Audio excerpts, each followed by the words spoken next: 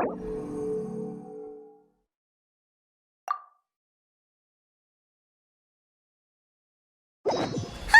It's been a while since we visited Poisson. Maybe we should head over and have a look around.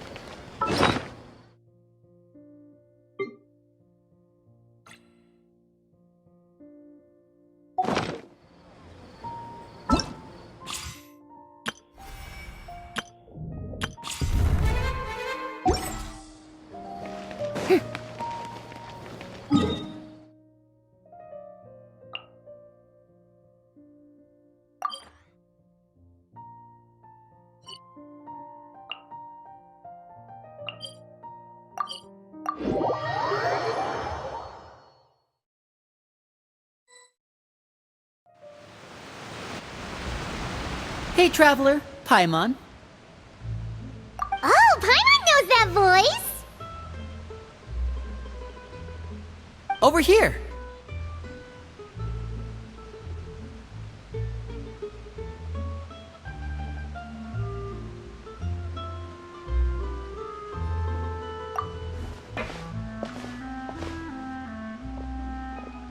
To borrow one of the more popular turns of phrase at the moment, this appears to be quite the fated reunion. Running into you two out of the blue like this has really made my day. I certainly wasn't expecting it. You can say that again. What brings you to Poisson? Wait, Paimon's got it! You must be here for one of your magic shows, right? Actually, we've run into a bit of trouble on the home front, so Father arranged for us to stay in Poisson for the time being. Oh, are Lynette and Fremine here too? Yep, along with most of the other members of the House of the Hearth. You may have noticed Poisson seems a bit more crowded than usual. So you're saying nearly the entire organization has moved to Poisson? Sounds like you've run into way more than just a bit of trouble. What's really going on? Well... Since the two of you are so curious, perhaps I can fill in the gaps. You scared Paimon half to death! Father, you're here. You know... on second thought, maybe we don't need to know? It's all probably super confidential House of the Hearth stuff, right? We totally weren't trying to pry or anything. No need to be nervous. I could sense your genuine concern from your conversation just now. Of course, I can also understand your confusion. Sending so many Fatui here to Poisson, it's only natural that some might suspect an ulterior motive to be involved. I understand. I'm well aware you've had your fair share of confrontations with the Fatui in the past, and I can't exactly guarantee that we'll remain on good terms in the future. As for right now, however, I would say we have little reason to be at odds, wouldn't you agree? The House of the Hearth could stand to be more open with those who have worked so closely with us in the past. As for the issue at hand, well, it hardly relates to any ulterior motive. To be frank, it all stems from a certain rumor circulating around the House of the Hearth. It's an internal matter. What sort of rumor? A rumor that a certain phantom child is hiding away in the House of the Hearth. A phantom child? Ooh, just hearing the name is giving Paimon the creeps. A spirit that should have long ceased to exist is lurking in the shadows of the House of the Hearth. So I decided to bring the children to Poisson before continuing to investigate the situation. I expect I should be able to track down the spirit fairly quickly. After that, it's just a matter of resolving the situation, if you will. It shouldn't be much trouble at all. If you're curious, or if you still have some concerns, it might be advisable to stick around for a few days. I'm sure the children would be exceedingly pleased to welcome some visitors. Lenny, I'll leave you to entertain our guests. I have some matters to attend to. Of course, Father.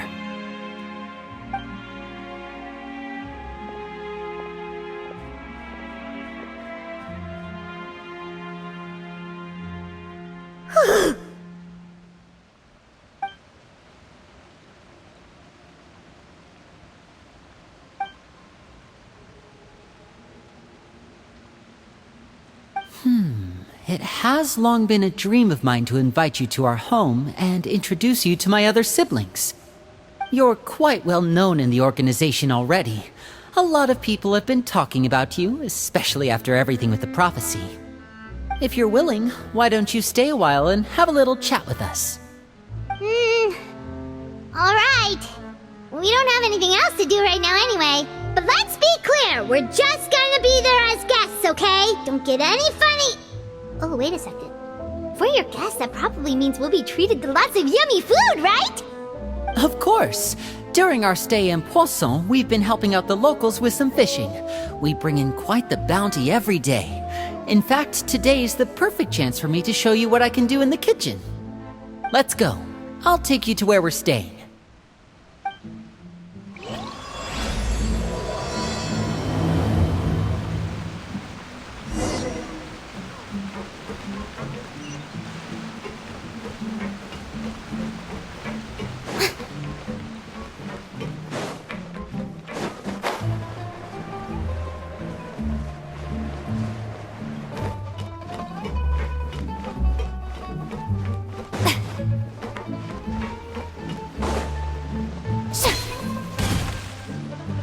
We rented this house from one of the locals to use as a temporary base.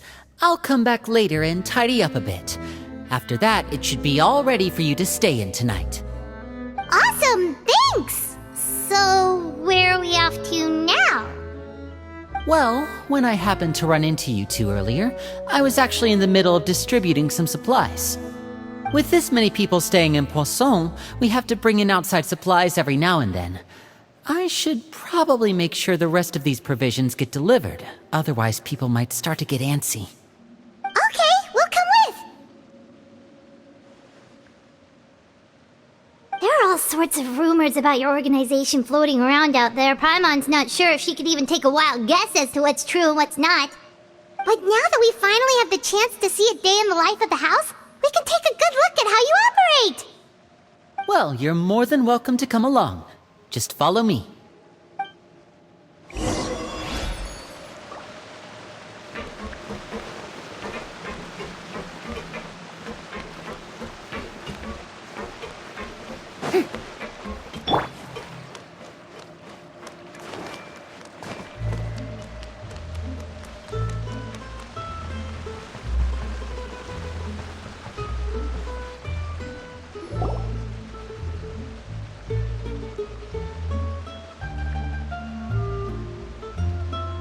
Linny! You're finally here! The supplies. I'm assuming you've... Brought them with me?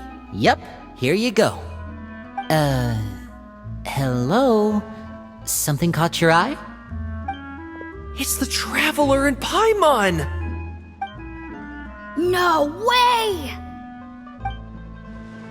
Come here, everyone! Hurry! The Traveler and Paimon are here!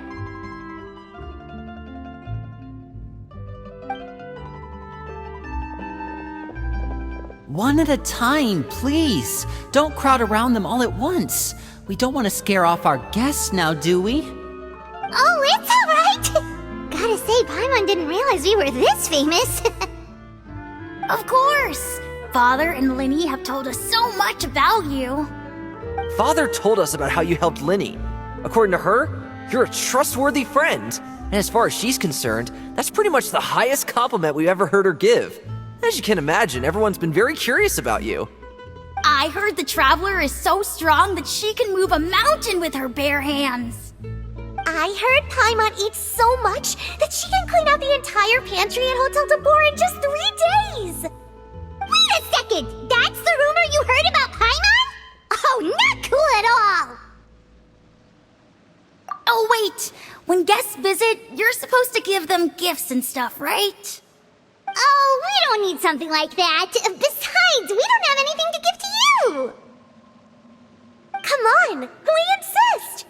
can give you some of my new potions. Just pick your poison. And by that, I mean medicine or actual poison. I've got both. Huh? Or maybe Shaplo can teach you guys about stealth. He's super good at it. He's never been caught. Ah, now that's not a bad idea. I know you usually prefer to fight head-on, but it never hurts to expand your bag of tricks, right? When it comes to eliminating your enemies, staying quiet can go a long way. Trust me, I would know. I was poisoned not too long ago, and I'm still dealing with the after effects. So I'm not quite as good as I was before, but I can still give you some pointers. Wait, when you said gifts, I didn't think you meant poison and stealth tactics.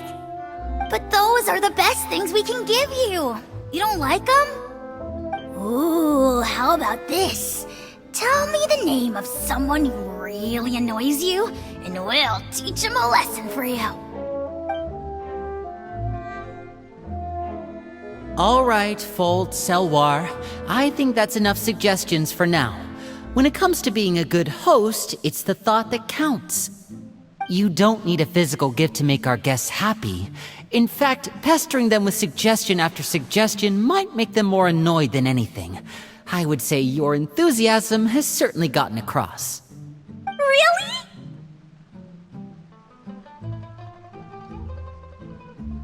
Awesome!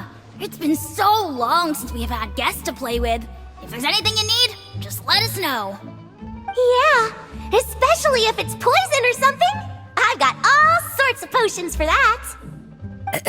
Well, we'll talk to you all later. We've still got supplies to distribute. All right, see you later.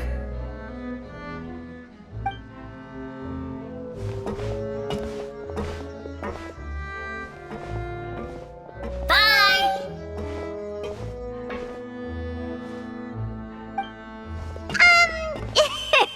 Lenny, about all that poison and stealth tactics talk just now. Scared you, did it? That kind of talk comes with being part of the House of the Hearth. When Foltz was really young, he strangled all of his family pets, just out of curiosity. He was labeled a dangerous problem child and was abandoned by his family. Elwar has an unnatural obsession with potions. Father has forbidden her from trying all the different concoctions she comes up with, but she still tries to test them in secret. You really have to keep an eye on that one. Chaplot is around my age. While I'm mainly responsible for collecting intelligence, he handles surveillance. He's very passionate about his work and has no reservations about taking on some very difficult missions. I know you two probably aren't used to that kind of talk, but I can promise you they only had the best of intentions. Things like stealth tactics and developing different poisons, they really mean a lot to them. They were just trying to share the best of what they could offer, that's all.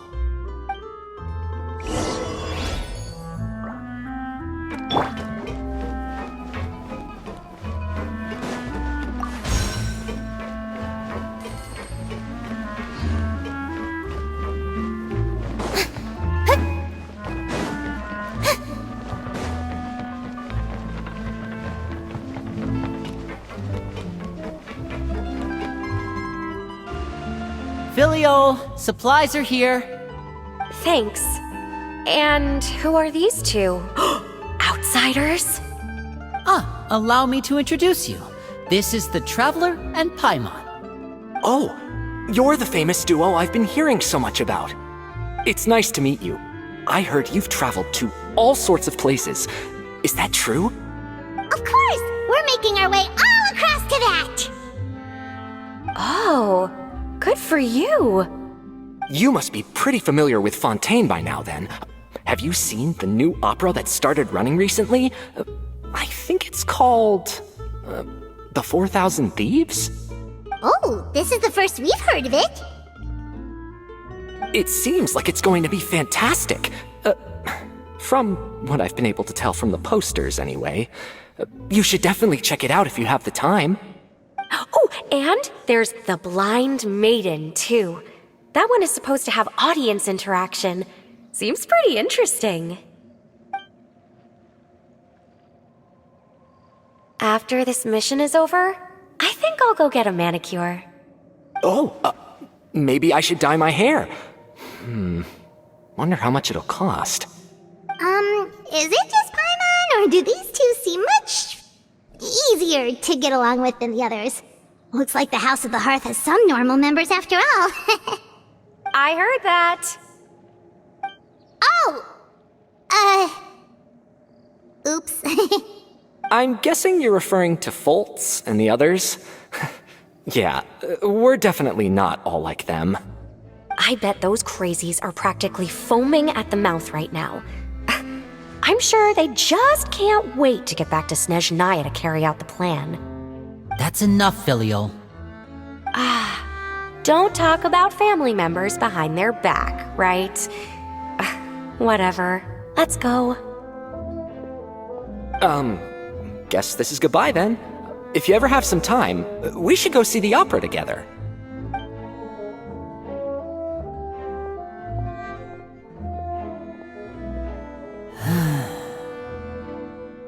Well, that's it for the supplies. We should probably head back as well.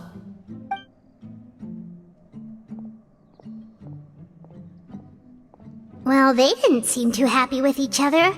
Seems like there could be something more going on here. You're right. We're only here as guests after all. Oh, Linny's getting super far ahead. Come on, let's catch up.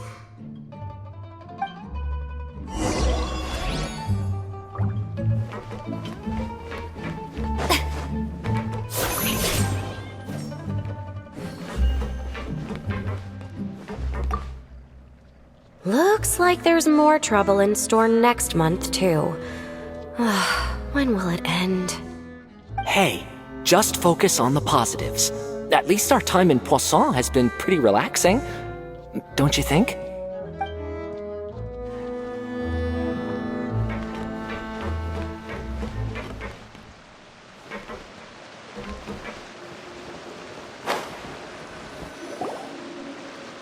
So, what do you think of the members you've met so far? Well, Father is always encouraging us to be strong-willed and independent. So if there's one thing we've got, it's people who aren't afraid to speak their mind. Well, I should probably get cooking. Wanna join? Of course! Then let's head out and... Fremine? What are you doing here? Well, Fremine! Nice to see you again! you too. I heard you're here as guests of House of the Hearth. Welcome. We were just going to make some food. Why don't you come along? I could use some help in the kitchen, and I seem to remember you mentioning you wanted to make seafood soup for the traveler in Paimon. Seafood soup? Oh, Paimon's drooling already. Were you looking for something just now, Fremine? Maybe I can help. It's nothing. I just wanted to see if there were any extra supplies. Yeah, we've got some left over. What do you need? Some food and water, and some clean cloth, if possible. No problem. Give me a second here. Food, water... Wait a minute. What do you need all of those for? You're not on any missions as far as I'm aware, and you were just going to come eat with us. So what's this all about? I thought I'd grab an extra portion because I get hungry at night. Could be because I'm growing, you know, and... Fremine, you remember what I told you?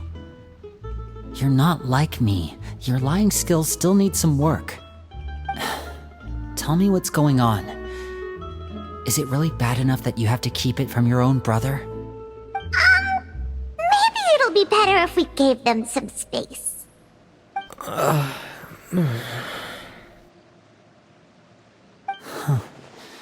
This is the first time I've seen that kind of look on your face. Whatever happened, does it have something to do with Father? Yes. Just follow me.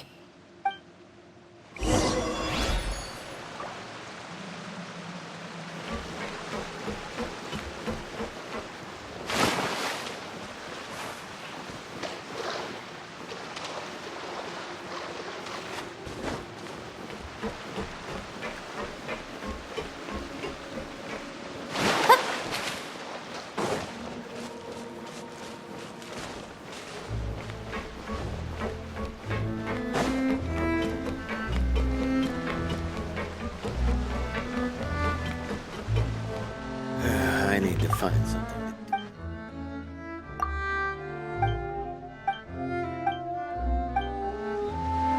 As you wish, mein Fräulein.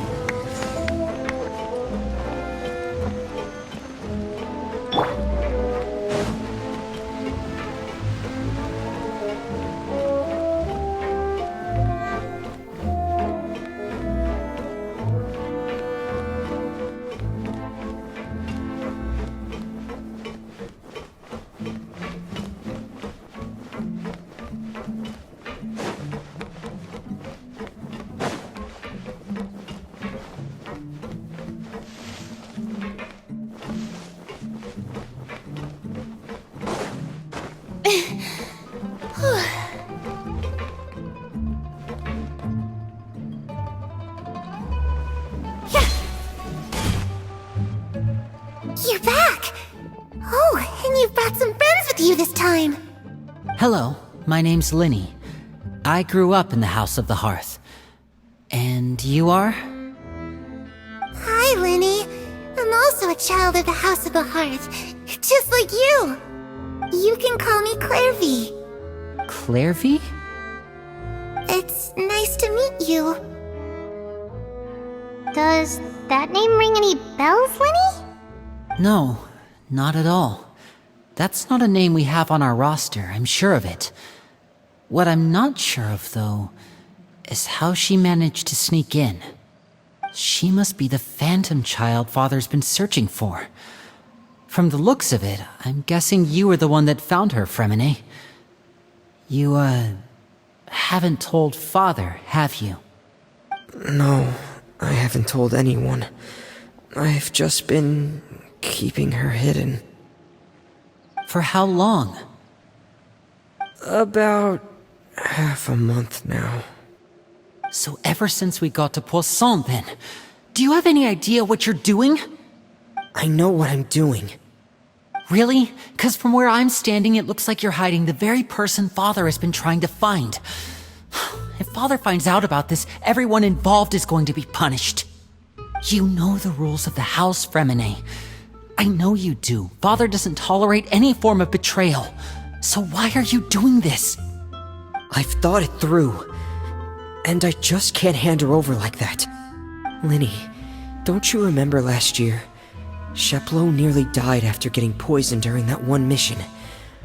He wasn't able to get back before the poison started taking effect, and not a single person was there to help him. That night, while I was sleeping, I heard a voice telling me to go save him. I opened my eyes, but I couldn't find the source of the voice. I thought maybe I was just hearing things, but I went to look for him anyway. Luckily, I got there with enough time to save his life. That feeling of being haunted, of hearing voices, it's happened many times in the House of the Hearth. I'm sure you've noticed. So what you're saying is, that was her? She was the one who spoke to you that night? Unless there are other spirits roaming around the House of the Hearth, I don't think there's any other possibility. If Clairvy were our enemy, it wouldn't matter whether she was a spirit or an actual child. I would have acted without a second thought, because that's what Father ordered us to do. But she's been living with us, helping us from the shadows all this time. I think that makes her family. I couldn't just hand her over to be dealt with. Not when there's so much we still don't know. So what's your plan then? You can't keep her here forever. Someone is bound to find out eventually. I haven't thought that far yet. I don't want to disobey an order from Father, but I also don't want to put Clairvy in danger. Come with me. There are a couple things I'd like to say to you in private.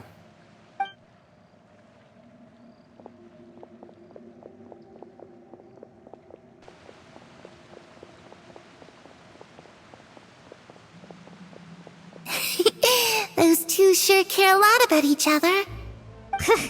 Well, they got a funny way of showing it. From where Paimon was floating, it sure seemed like they were about to bite each other's heads off. No way! They have a really deep bond.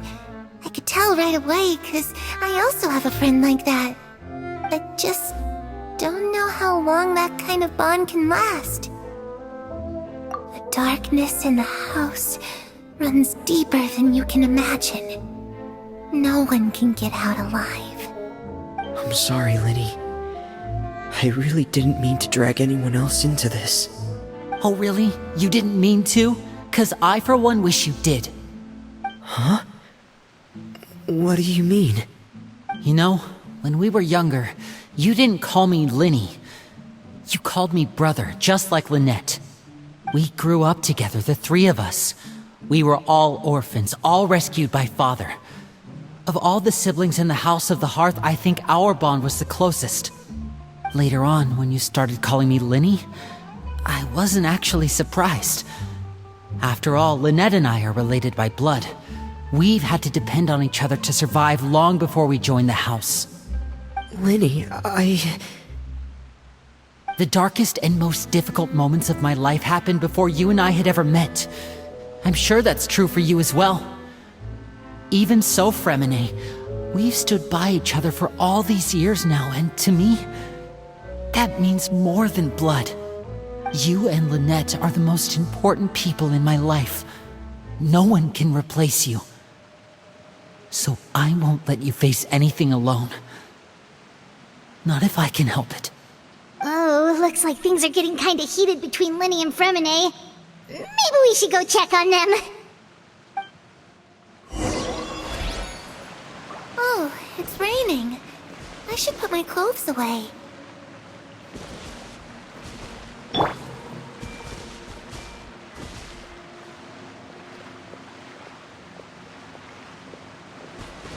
Perry? Huh. Looks like she's not here either.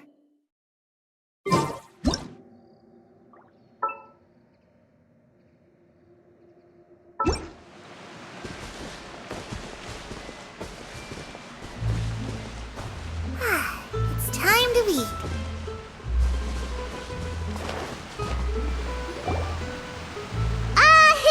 Hey, you two! Hope we aren't interrupting anything. Like a fight, or... Oh, wait a minute, Fremine. You're not crying, are you? Is everything alright? everything's fine. Thanks for asking. Well, we're all friends here, right? We've been through so much together, so if there's anything we can do to help, just say the word. It's just a small family dispute. It's not something our guests should trouble themselves with.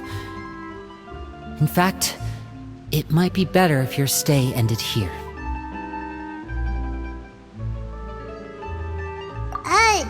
What are you getting at, Traveler? When guests are around, families are often on their best behavior. And any disputes are less likely to escalate. That's what you're trying to say, isn't it? I just... Thank you. I was really hoping to keep you out of it. But even if I could think of some other reason to turn you away, I'm not sure I could convince you. I know things could turn dangerous, so I promise you this. From now on, I'll protect you like my life depends on it. Me too. Well, back to the matter at hand then. If we don't plan on handing Clairvy over to Father, then our only other option is to solve the mystery of her identity before Father is able to track her down. That means finding out where she came from and what she's doing here. Then we can send her on her merry way and pretend like none of this ever happened. I've tried that already. And? And nothing. I tried taking her somewhere really far away, but after some time, she just reappeared. She even came with us all the way to Poisson. It seems like wherever the house is, she follows. I don't know much about spirits. Do you two have any ideas? Let's see here. Paimon remembers hearing something like, if you fulfill a spirit's last wish before they die, they'll let go of whatever's keeping them here and return to the ley lines. Oh, it's just that Paimon doesn't really remember where she heard that, so it's not guaranteed to work or anything. Well, sounds like it's worth a shot. Guess that means we should go ask her about her wish. But first, Fremine, I need you to promise me something. What is it? I need you to promise me that this will stay between the two of us. We're the masterminds behind this whole thing. No one else gets involved. Can you do that for me? Of course. I promise. All right. Then let's seal the promise just like when we were kids. Fist bump on 3. Ready? 1, 2, 3. I swear.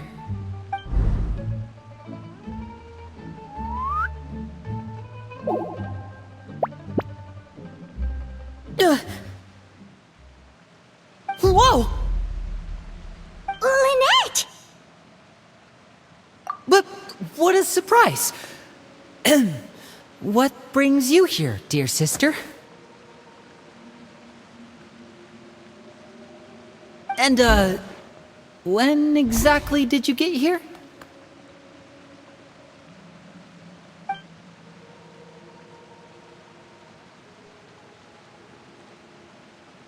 You're an idiot, brother. And you too, Fremine.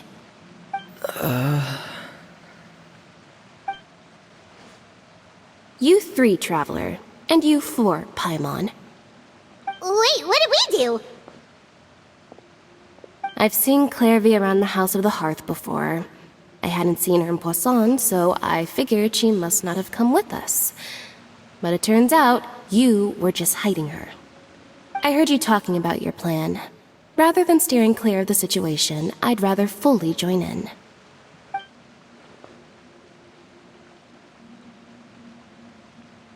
If you don't agree, I'll have no choice but to report everything back to Father. Simple as that. You're not giving us much wiggle room here, Lynette. Well, I guess we're all in this together then. After we talk to Clairvy, we'll figure out our next move. There's no time to lose. Let's go.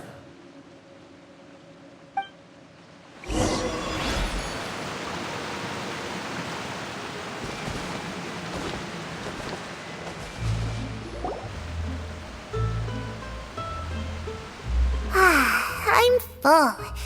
Thank you for bringing me this food, you guys. She said she's full, but the food doesn't look like it's even been touched.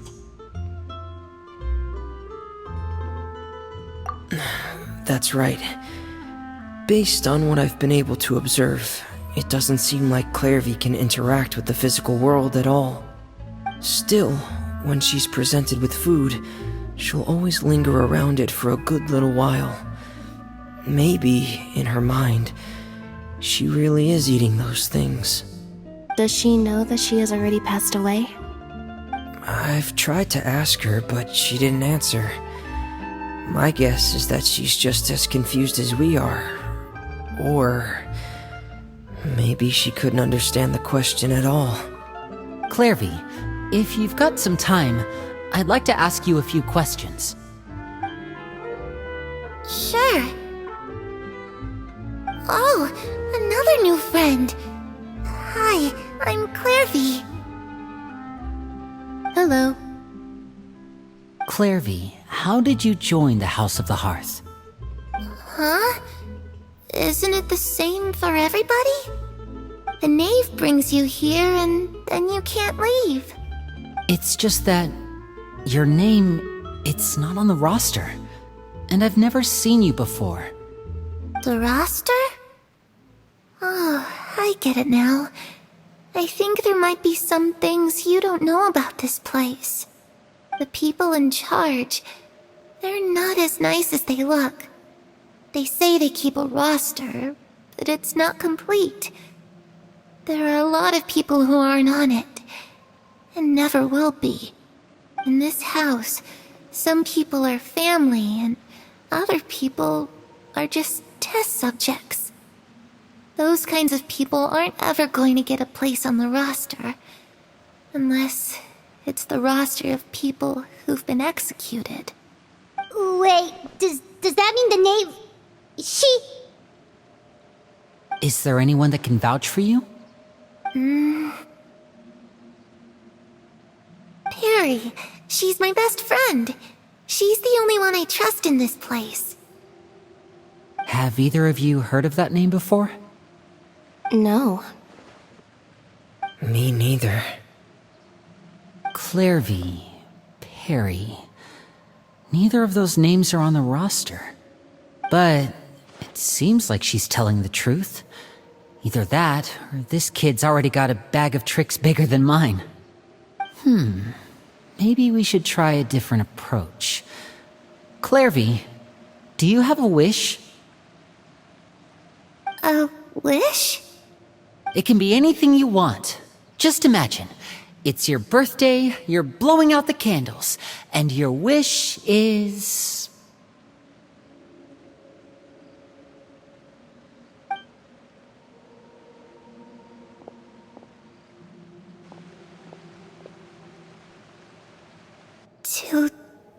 To go outside, where the sun can find me. That's... it? Well, that sounds easy enough. The darkness in the house runs deeper than you can imagine. No one can get out alive.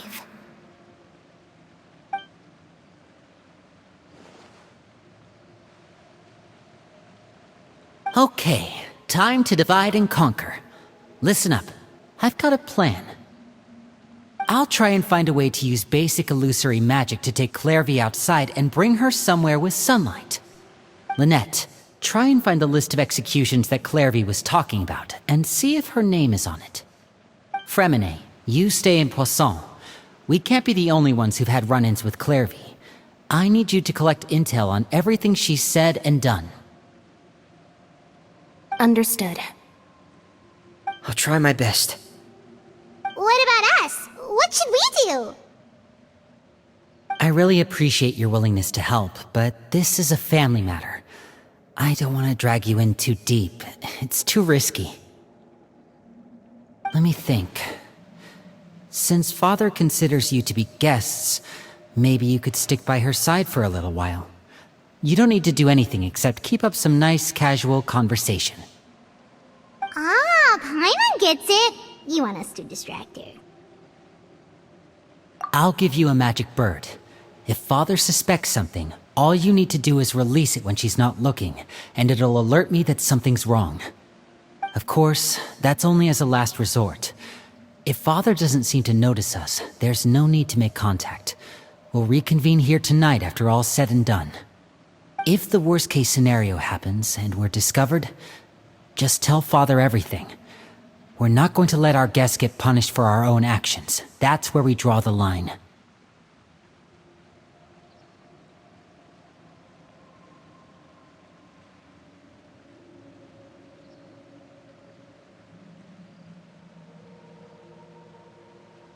You too. Okay, this is where we part. Father should be at the beach nearby.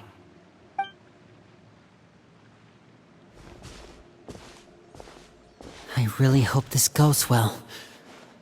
No, it has to go well.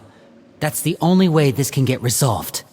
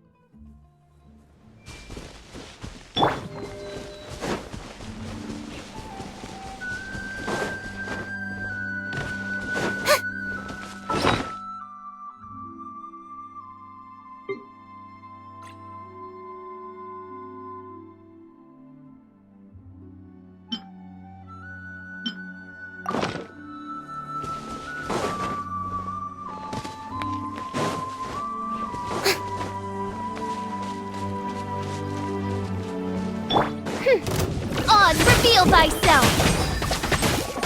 Teamwork is dreamwork! Huh?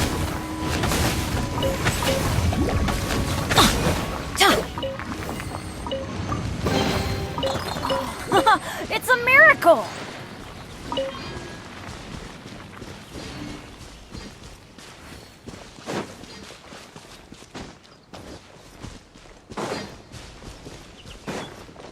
Adventure time!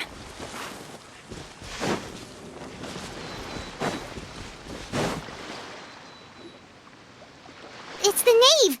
And... child! Hey, aren't you supposed to be in Snezhnaya recuperating? What are you still doing in Fontaine? Oh, it's you two. I didn't expect to run into you here. I was unconscious for quite a while after the fight in the Primordial Sea. After I woke up, I realized I was being taken back to Snezhnaya, and well, I couldn't have that now, could I? Not when I've still got unfinished business here in Fontaine. So, I mustered up all my strength and made the journey back on my own. What sort of unfinished business are we talking here? It has to do with Skirk, my master. I really wanted to meet up with her, but by the time I got back, she had already left. I still have so many questions for her. Without any other leads, all I could do was ask the knave to help me track her down. She must have left behind some traces from her time in Fontaine. Oh, okay, so have you found any clues? Unfortunately, no. While the House of the Hearth is adept at collecting all manner of intelligence, certain existences can still manage to escape our purview.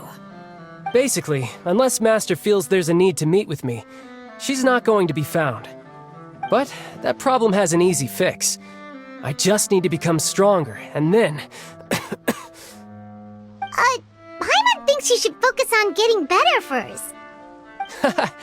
The worst of it is over. It's all thanks to that one kid from the House of the Hearth. Elwar, I think her name was. She gave me a bunch of random potions to drink. They didn't go down easy, let me tell you. Pain and chills all over. But they really did help speed up my recovery.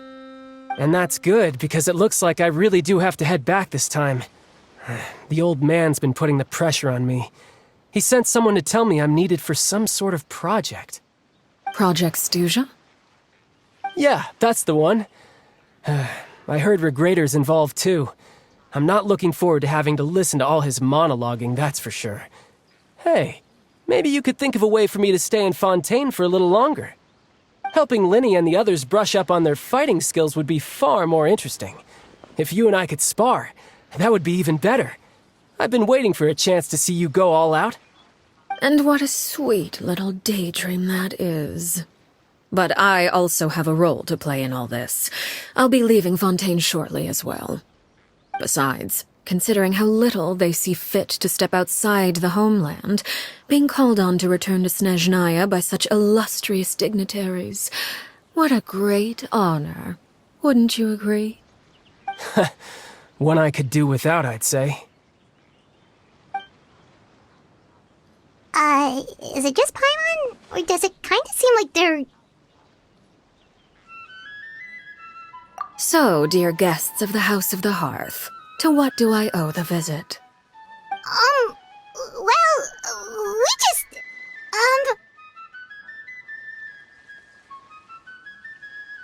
Right! We're super close to Linny and the others, but we still don't know much about you! Is that so? Introductions have already been made, have they not? Oh, well, you see? There's only so much you can learn about someone from a short introduction. At least tell us something a little extra, like... Why do you call yourself father? Huh, good question. I'd also like to know. The fact that you have to ask tells me our intelligence work has been quite successful. Telling you the answer to that question would only serve to undermine that success. And we can't have that, now can we? Spoken like a true diplomat. That was some expert sidestepping right there. Well, if there's nothing else, I think I'll take my leave.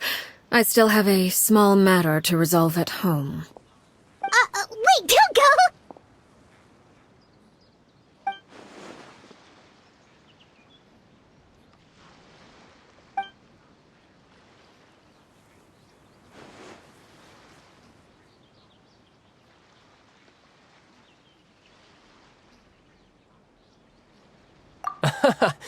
I'd also like to hear the answer to this.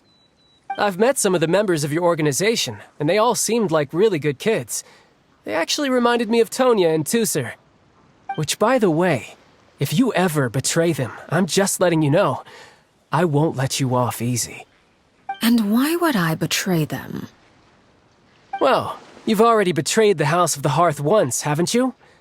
At least, that's what I heard.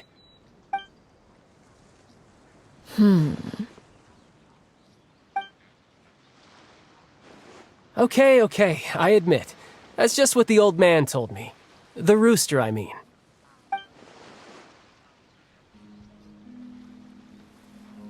Oh, wait. Did you really do something bad to those kids? Never mind what I've done. I'm more curious as to what the mighty rooster had to say. Care to enlighten me? Well, nothing much. Just some stuff about you taking out many other members of the House of the Hearth, and even going so far to attack your own family. I see. Based on your reaction, I'm guessing it's all a bunch of lies. Hardly.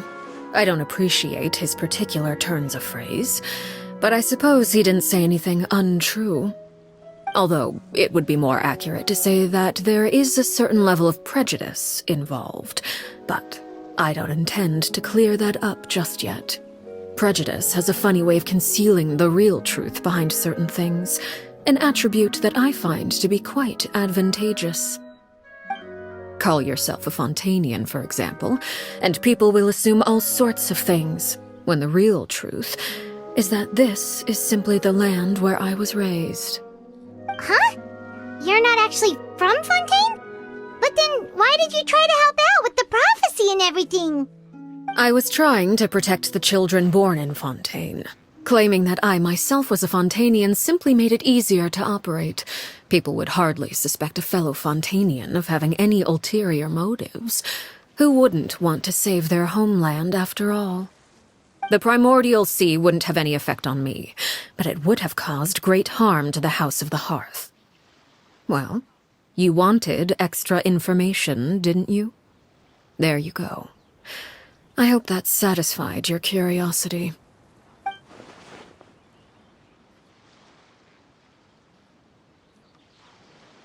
So, you stayed in Fontaine for the kids. I guess I was wrong to believe you'd betray them. Apologies. Looks like I was holding on to some prejudices myself. Good. Like I said, I like it when others have misconceptions of me. Actually, while I was recuperating at the House of the Hearth, there was something else that really caught my attention. I heard that members always resolve disputes and arguments with a friendly spar, and the loser has to back down. Seems pretty cool if you ask me. Would also give them plenty of opportunities to hone their skills. Well, that's only a recent development. In the past, such spars weren't nearly so friendly. The losing party would lose everything, including their life. They were that high stakes? Whew, at least that's not a thing anymore. Well, the current atmosphere's not half bad. I'm a bit jealous, actually. You've got so many family members around you, and you even get to live with them. Having a lot of family around means dealing with a considerable amount of bickering and scheming. Once Tonya and Tusser enter their rebellious phase, I'm sure you'll understand. Just imagine. Tusser becomes obsessed with plucking out strands from the rooster's mustache, or Tonya decides to dye her hair 42 different colors. Okay. I get the picture.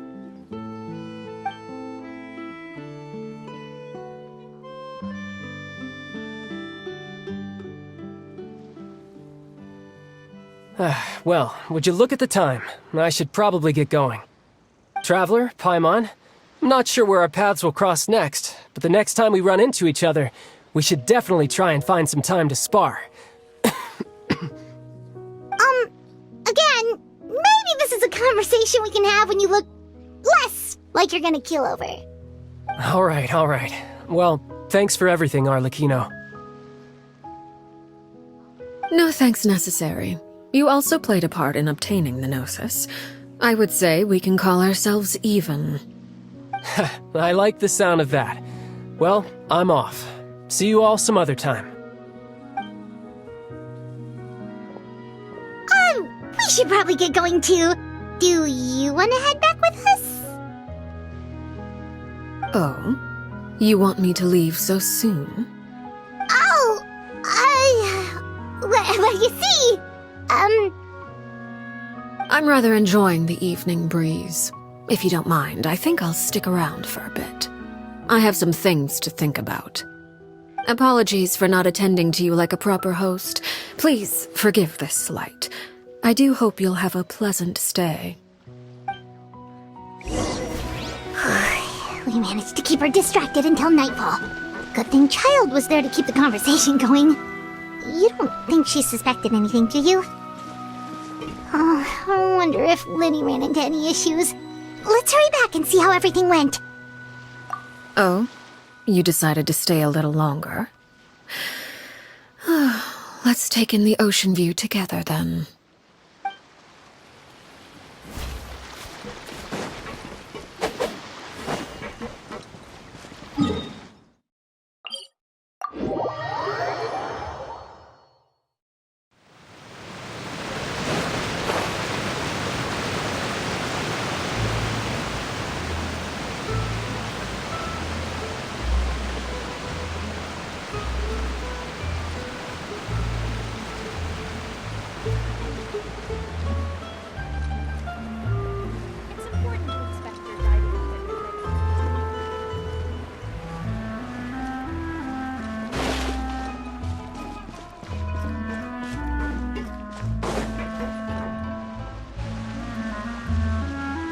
Linny, how did everything go? Well, long story short, we ran into a small issue. Clairvy can't go into the sunlight. Everything was fine at first. She followed me up to the surface just like I told her.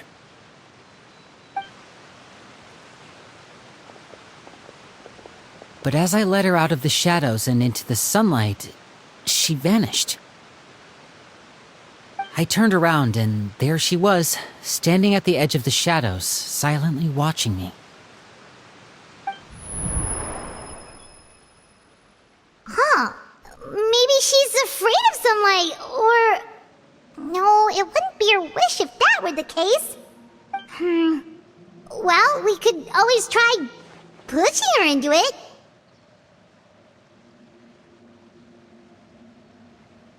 Oh, true.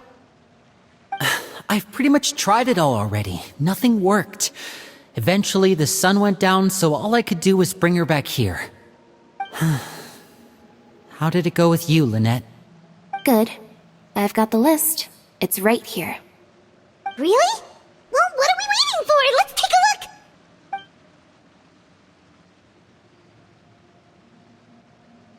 Oh, that's a lot of pages. Oh, it's gonna take forever to get through it all. We can each take a section. Here. La Pouillade, L'Endroit, Chambert, Horaire.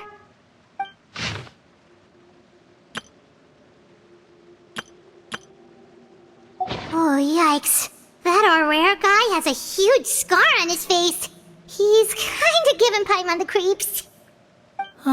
I've met him before. The scar is from an injury he received during a mission. I still remember him joking with me about it.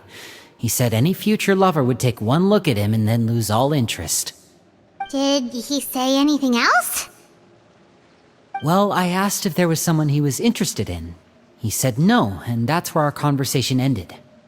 It was only later that I learned he really did have someone he liked. He risked everything to escape so he could be with her, but it didn't work. One day, Father asked to see him, and, well, I never saw him again after that.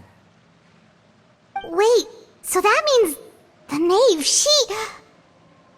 It may seem cruel, but it's just one of the rules of the house. Betrayal is not to be taken lightly. We know too many secrets to come and go as we please. So, if you do try to leave, you pay with your life.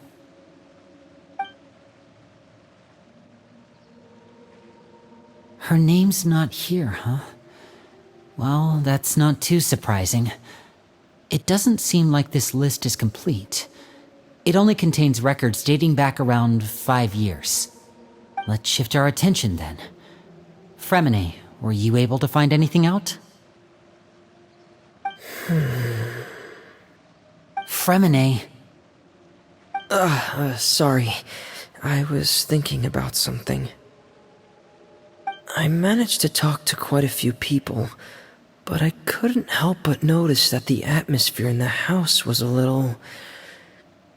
strange. Strange. Yeah, I mean, I know there have been arguments in the past, times when people haven't gotten along. Chaplot and Filiol are a good example of that. Oh, those are two of the people that we met while delivering supplies. Paimon can see how they might not get along. They had very different vibes, and their, interests seem to be pretty different as well. That's to be expected, actually. Father brought us all here, shared her knowledge with us, taught us how to fight. That's one thing we all share. But that's also where the similarities end. Not all of us feel the same desire to stay here. As members of the House of the Hearth, we're also considered part of the Fatui. And to a lot of people, that's an identity they never asked for. Certain members get older and realize they want something else for themselves. But considering the rules of the House, most people would never say that out loud. People like Chaplot and Foltz are loyal to Father and her vision.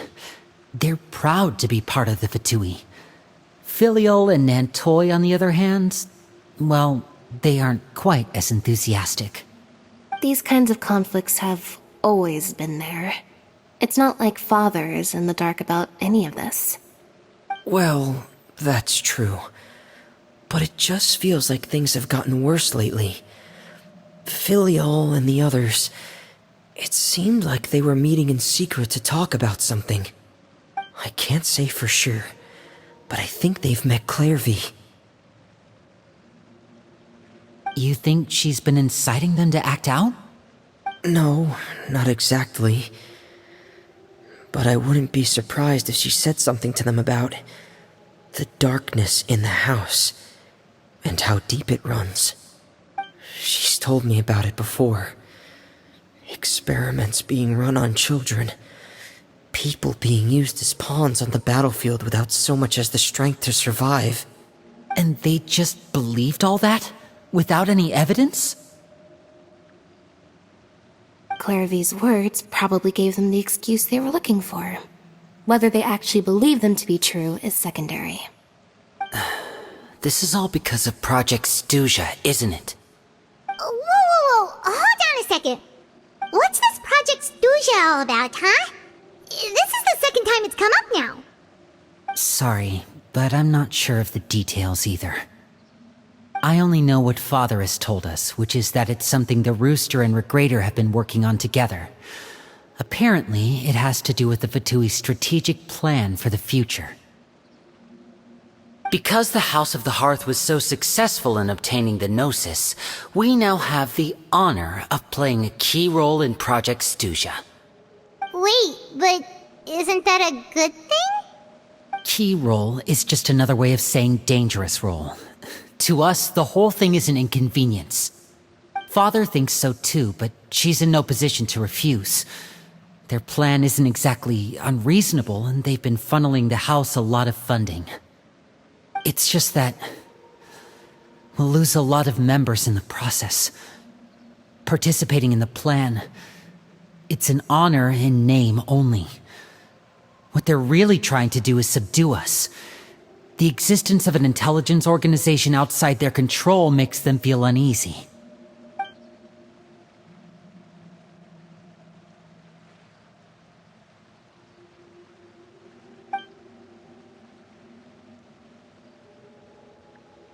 Okay, super complicated top secret Fatui business aside, what does all of this have to do with the conflicts you were talking about earlier? Paimon doesn't get the connection.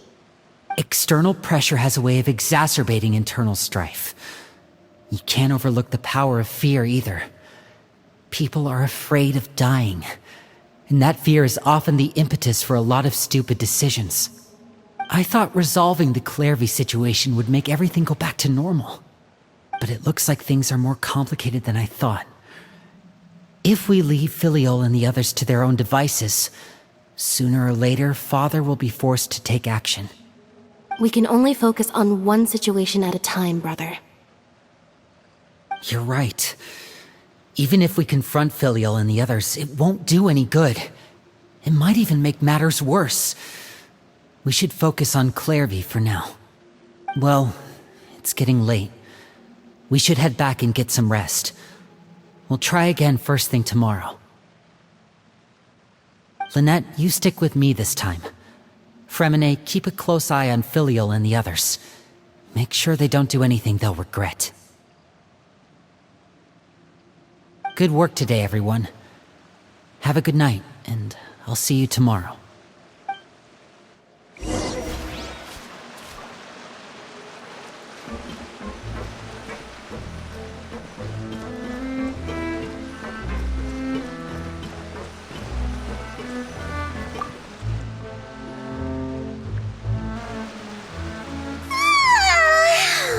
I'm always looking forward to an early night, but she can't sleep at all.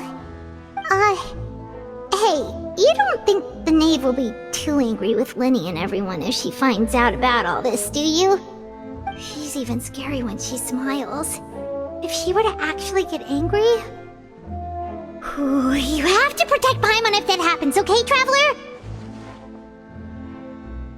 Oh, well, in that case, we should just plan on running away. We'll grab Linny and the others and we can make a break for it as fast as we can. Look! Look over there! Quick! Let's catch up with her before anyone sees!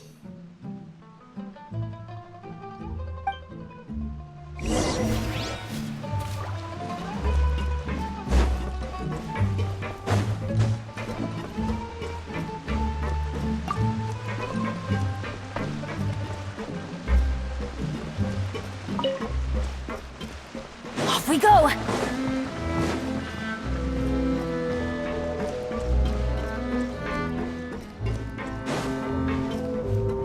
Over there!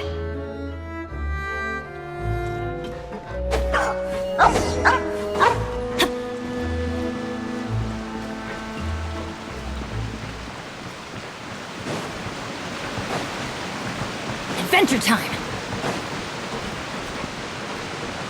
Oh, where is she going? Oh, if someone sees her, we're toast!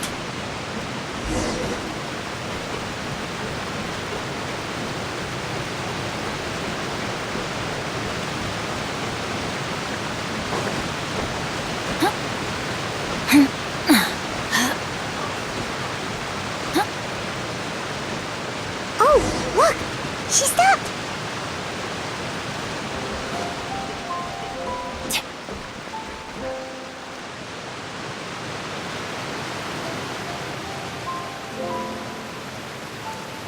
Clairvy! Shh. I opened the window while no one was looking. Look how pretty the outside is. If only I could have more than this. You probably think I'm being silly, huh? All this hopeless resisting? It's better to dream of what I could have than try to make it a reality, right? Please, help us get on the same page here, Clary. We need you to tell us what you know. Can you do that? Sure. Although, after you hear all this, I think you might regret that decision. Everyone in this family is nothing more than a tool, something to be used and exploited. We're all expendable, including me. As long as you're useful, you get to stick around. Lose your value, and you're handed over to the doctor, experimented on, and given a fate worse than death. I've seen it happen again and again, and I've had enough. You're saying the knave did all that? It's just, that doesn't seem like something she would do.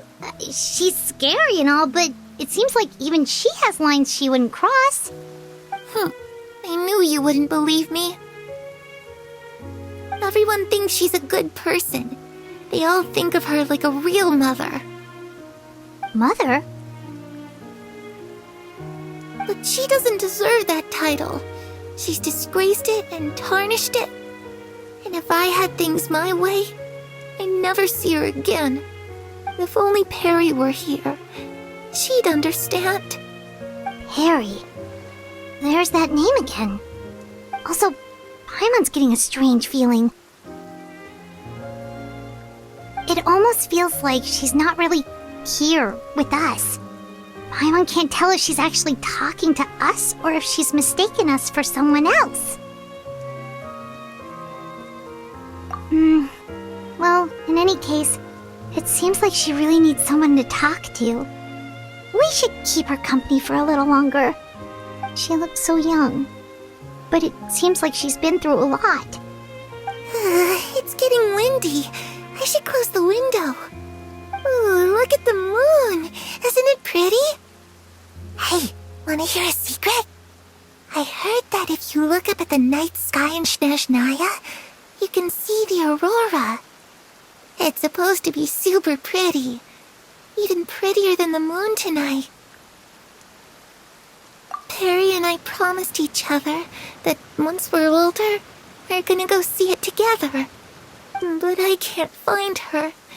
I'm worried she's also been... No, that wouldn't happen to her. She's special. Mother likes her a lot.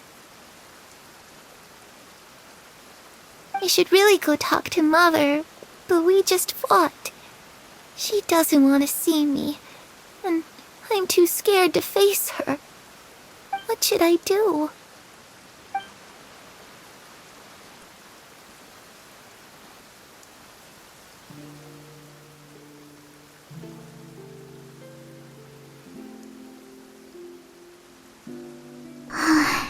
Paimon really doesn't understand what's going on with her.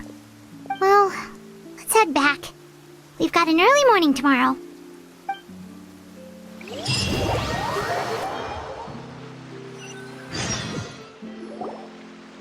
All right, looks like we're all here. Let's go ahead with the plan. Oh? What is it? What makes you ask that? Well, we kinda ran into Clairvy last night, and that's what she told us. We met the doctor back in Sumeru. He's super dangerous, and he's done all sorts of bad things. It's possible that Father and the Doctor have had certain dealings, but I don't think Father would work with him. We're not really on the same side, so there's not a lot of trust between them. That doesn't exactly set the stage for a successful partnership. I did hear, though, that when Father first became a Harbinger, the Doctor offered to work with the House of the Hearth. Father rejected most of his proposals, except for one. It had to do with some sort of secret experiment. Secret experiment? Could that be what Clairvy was talking about? I don't think so. I don't know any details about the experiment itself, but I do know it's an entirely independent operation. The Doctor only proposed a direction for the research. That was the extent of his involvement. I still don't think that counts as working together. The details of the experiment are confidential, but complete records are kept on all participants. That doesn't seem to be the case with the situation Clairvy referred to. I know you don't agree with some of the Fatui's methods, and I'm not asking you to. But I am asking you to trust us on this. The House of the Hearth has its own principles. There are certain lines we're not willing to cross. Alright, that's good to hear at least. Clairvy seems to think the Knave and the Doctor worked together to do something horrible. If that turned out to be true, Paimon doesn't know how he would even face you guys. It's just that it doesn't seem like Clairvy is lying either. The easiest thing to do would be just ask the Knave directly, but Paimon doesn't think she'd tell us.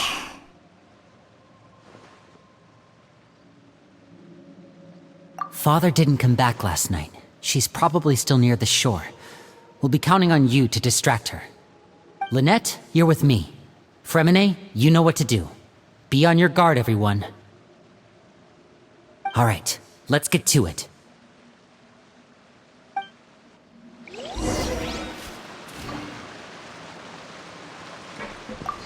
Where are we going today?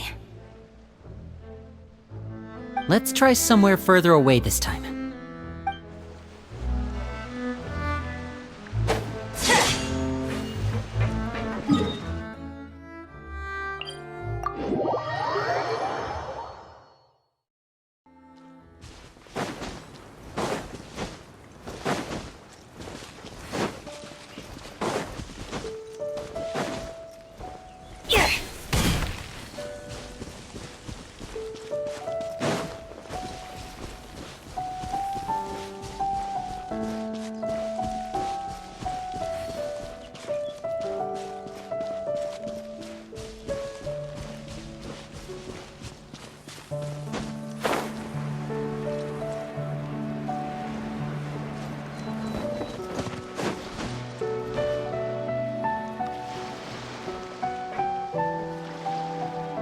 Ah, it's you two again. I must say, you look a bit pale. Did you have trouble sleeping last night? A little. Perhaps if you had less on your mind, you'd be able to absolve yourself of such troubles. So what are you planning to do now? Catch up on some sleep?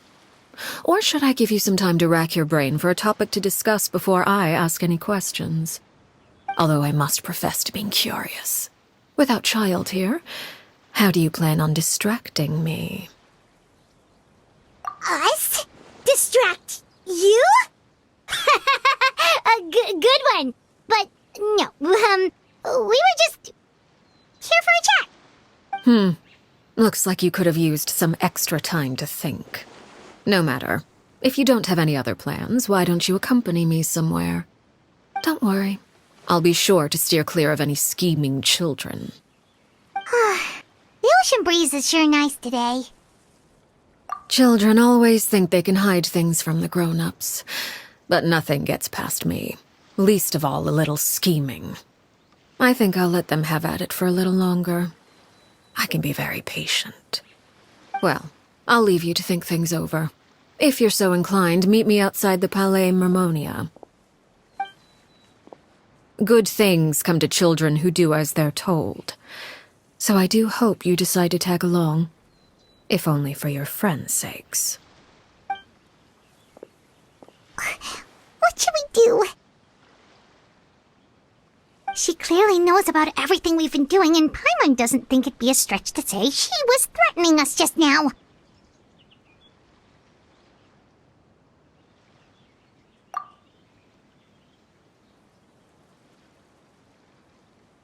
Oh, good idea. Hopefully he sees it in time. Well, we should probably head to the Palais Mermonia. Paimon doesn't want to find out what happens if we don't show up.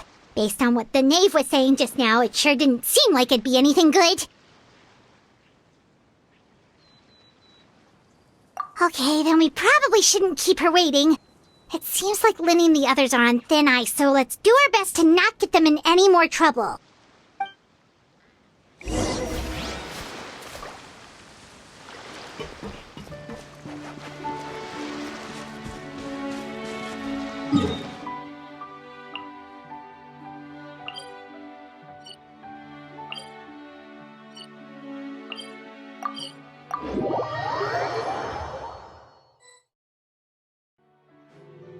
Seeing as we still have some time before my meeting, we might as well enjoy some pleasant conversation while we wait. I'm glad to see you get along with my children. Being surrounded by good companions is necessary for a child's development. You're not planning on doing anything to them, are you? I assume you're referring to Lynnie, Lynette, and Fremine. Although, there's that situation with Filial and Nentoy as well. It appears quite a few people have been acting out lately. No matter. I'm not one to discriminate. All those who betray the house meet the same fate. There are no exceptions. Does that mean you're going to kill them? Oh, are you here to beg for their lives? I'm sorry to disappoint, but the rules of the house change for no one. In my organization, everyone is responsible for their own actions. But don't you care about them at all? They really respect you. They even call you father. You must feel something for them.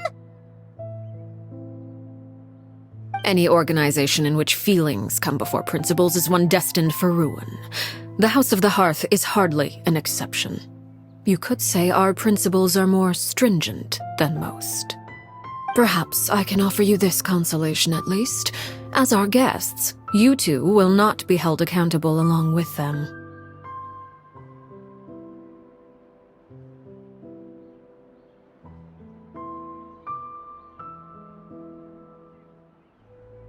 I would imagine Linny, Lynette, and Fremine will be able to keep their lives.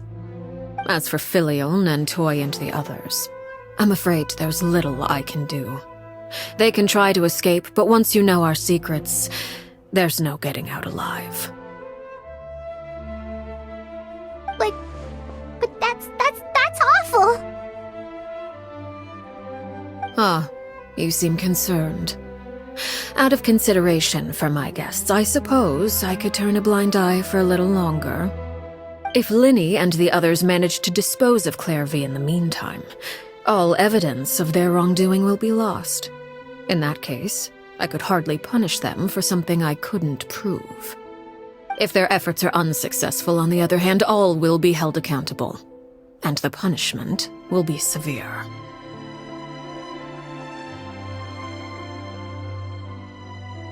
Of course. Oh, and here, I believe this belongs to you. Do try and keep better track of it next time. It takes a considerable amount of time to train a bird like this. It would be such a pity if you were to lose it.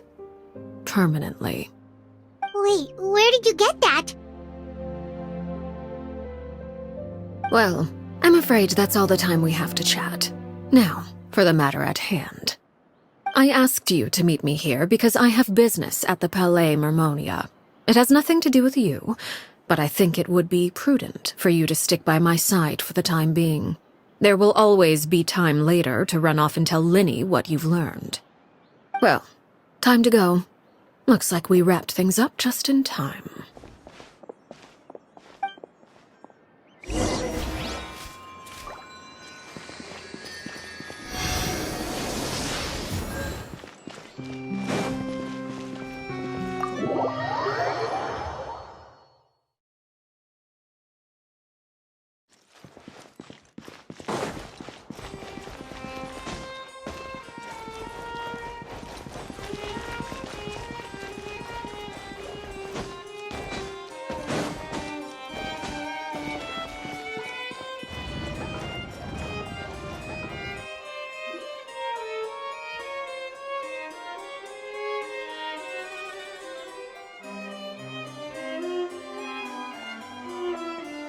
It's been a while, Monsieur Neuvillette. I must say, I wasn't expecting my meeting request to be approved quite so quickly. The Palais Mermonia operates with an efficiency worthy of admiration. It is only right that an esteemed diplomat such as yourself should be afforded the proper level of respect. Although, if I may speak plainly, I must confess that I did not anticipate we would have the occasion to meet again after presenting you with the Gnosis. I see you've brought the Traveler and Paimon with you as well. If I may inquire as to the purpose of your visit. I'll be departing Fontaine shortly. There is, however, an outstanding matter that I would like to see resolved before I go. It requires a rather lengthy explanation, I'm afraid. So I took the liberty of explaining everything in this proposal. Please review it at your leisure, Monsieur Neuvillette.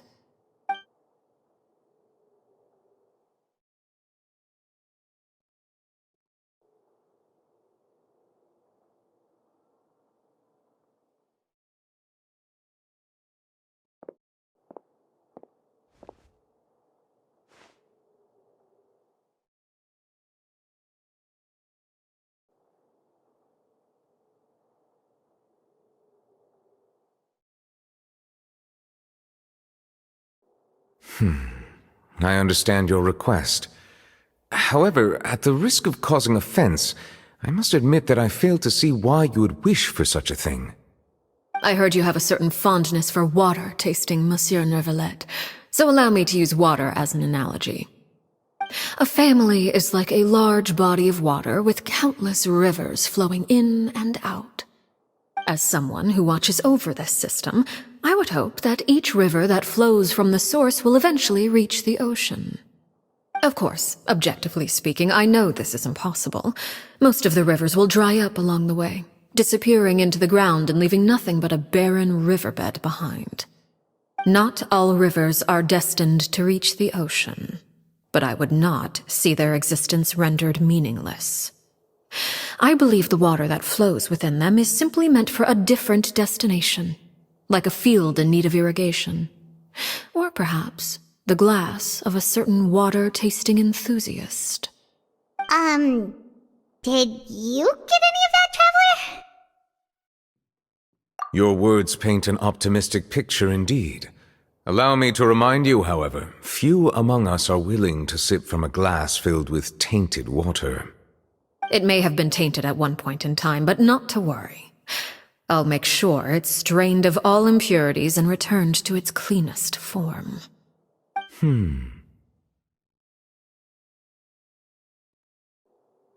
I seem to recall there being a transactional aspect to your proposal. Perhaps you could expound on that? If you accept my proposal, Monsieur Neuvillette, I will gradually withdraw my forces from Fontaine. And, unless absolutely necessary, I will no longer carry out any special missions within Fontaine.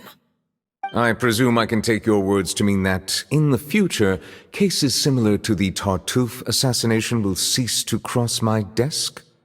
Tartuffe? Ah, that thief who embezzled funds from all those charities, you mean? My deepest condolences to his family, but without any evidence, I cannot imagine how the House of the Hearth might have been involved in his passing. Of course, if you accept my proposal, Monsieur Neuvillette, I'm sure certain measures could be taken to reduce the frequency of such troubles. You choose your words carefully indeed.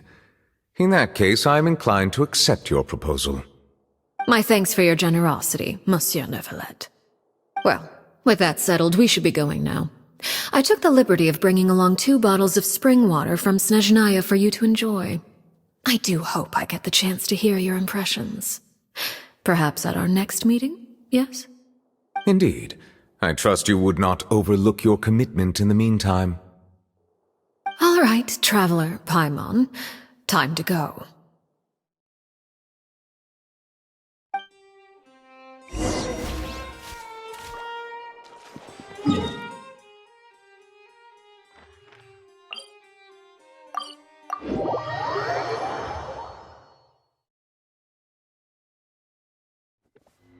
Adventure time! So, what exactly were you talking about back there? Paimon only heard you mention some rivers, a large body of water, and then some kind of irrigation scheme. You really want to know? I would imagine there might be more pressing concerns at the moment. Lenny, Paimon really hopes everything's going okay.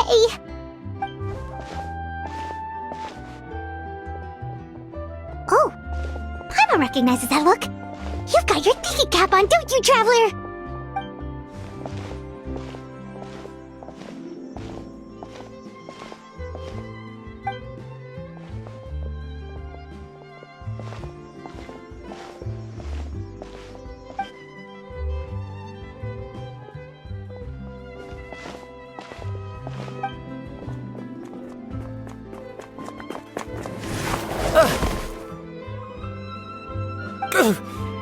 Oh, shoot. Are you alright? Oh, jeez. I'm so sorry. I was so focused on selling these papers, I wasn't looking where I was going.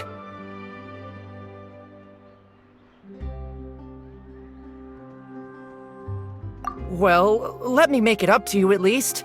Here, take this paper. On the house.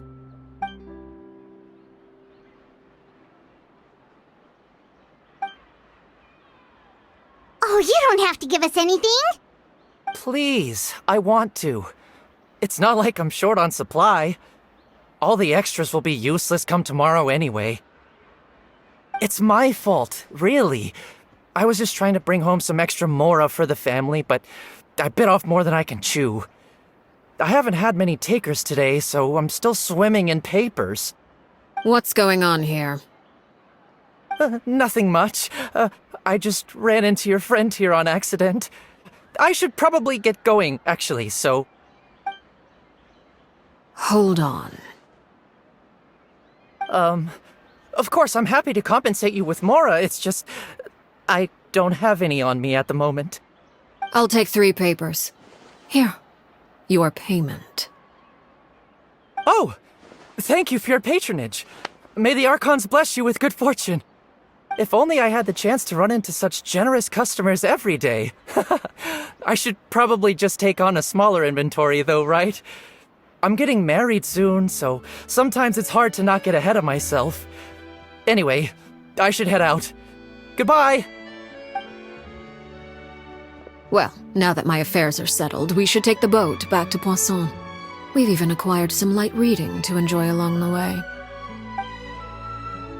Actually, why don't we stick around for a little longer? Paimon just realized how hungry she is. She can't head back to Poisson on an empty stomach.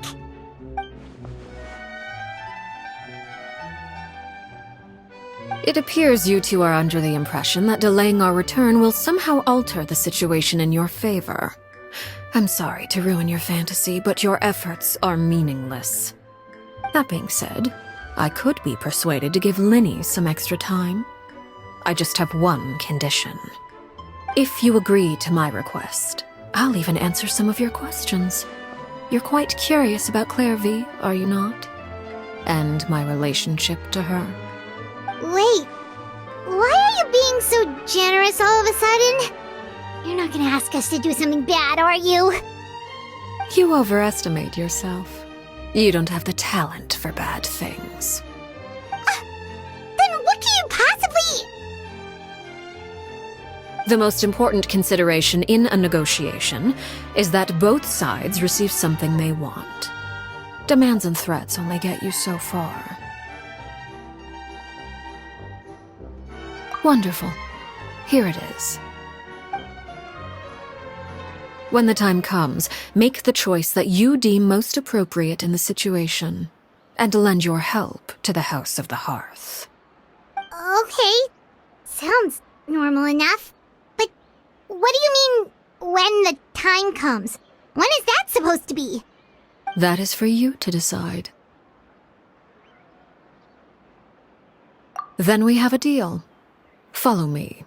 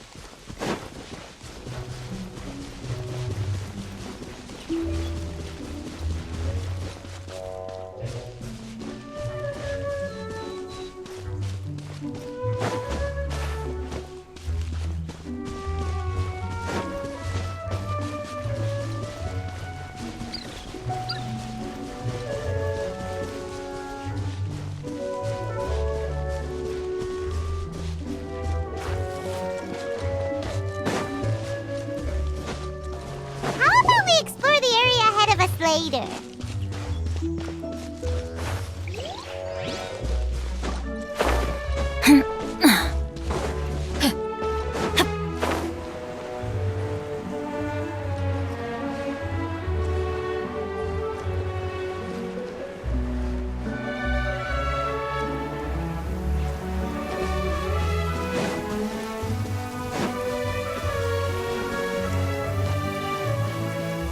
It always rains when I go on an adventure.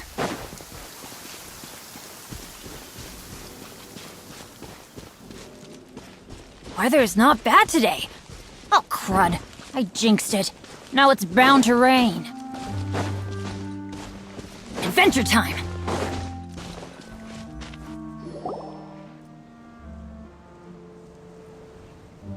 What is this place?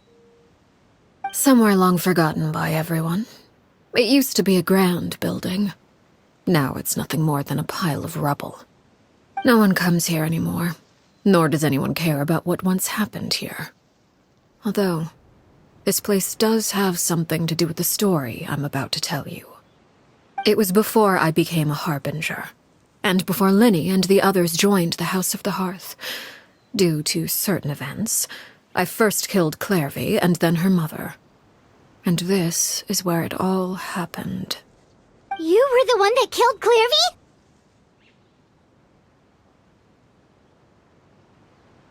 Patience now. Allow me to explain Clairvy's side of the story first. I'll start from the beginning. Clairvy was 6 years old when she was brought by her mother, Crucibina, to live in the House of the Hearth. From the outside, it seemed like a fairy tale. A thriving family made up of kind adults and friendly children. Crucibina was the knave at that time, and the House of the Hearth was under her control. She was Clairvy's mother by blood, but she was also the mother to all the children in the house. Clairvy was happy here, for a time. But she quickly realized that being part of this family wasn't a fairy tale at all. It was a kind of purgatory. Purgatory? Exactly. The House of the Hearth takes in war orphans from all over Tevat. But as for how to raise them, that depends entirely on the person in charge.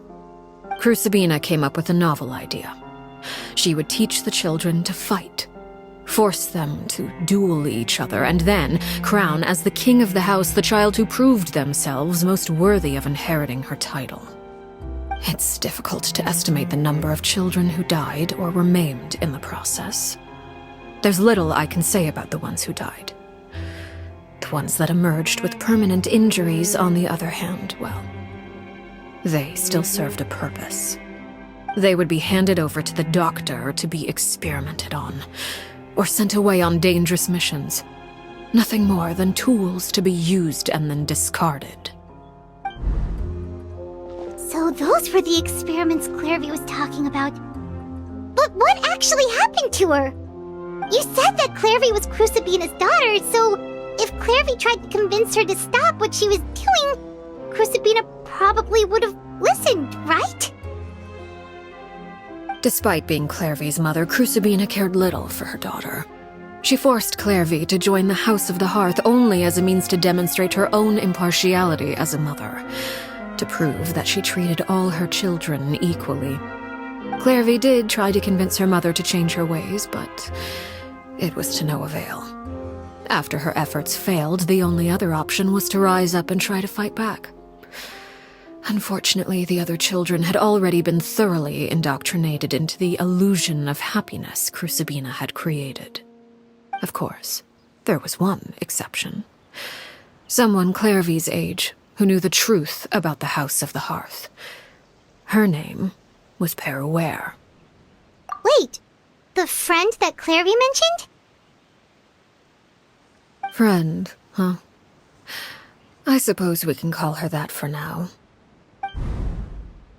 Clairvy was a cheerful and passionate person with a tenacious spirit. Peruere, on the other hand, was rather cold-blooded. Her cold-blooded nature allowed her to see through Crucibina's facade. Yet, it was also this cold-bloodedness that prevented her from acting against it. At least at first. While Clairvy longed for freedom, Peruere was convinced that, amid all the fighting and violence, she would make it until the end. Despite their differences, the two became fast friends, united by their knowledge of the truth. Clairvy told Peruere that she hoped to create a real family, where no one would be killed or sacrificed. There may have been a certain naivete to her ideas, but Clairvy proved her determination many times over. She tried countless times to run away, ask for help, or expose the truth. But her efforts only earned her beating after beating.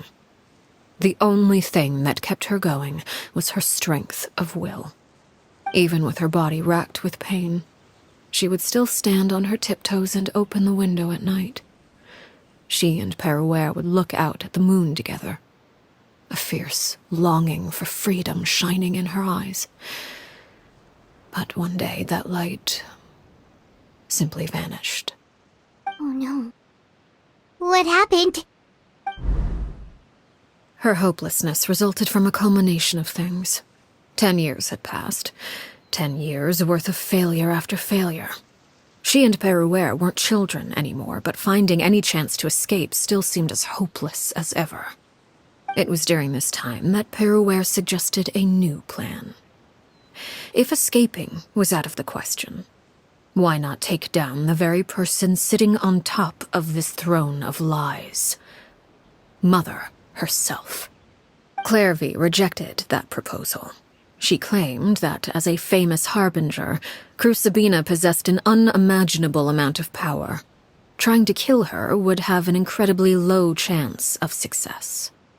Clairvy never gave another reason, but Perouer could see it written all over her face. Clairvy still thought of Crucibina as her mother. Killing her own flesh and blood was a line she couldn't bring herself to cross.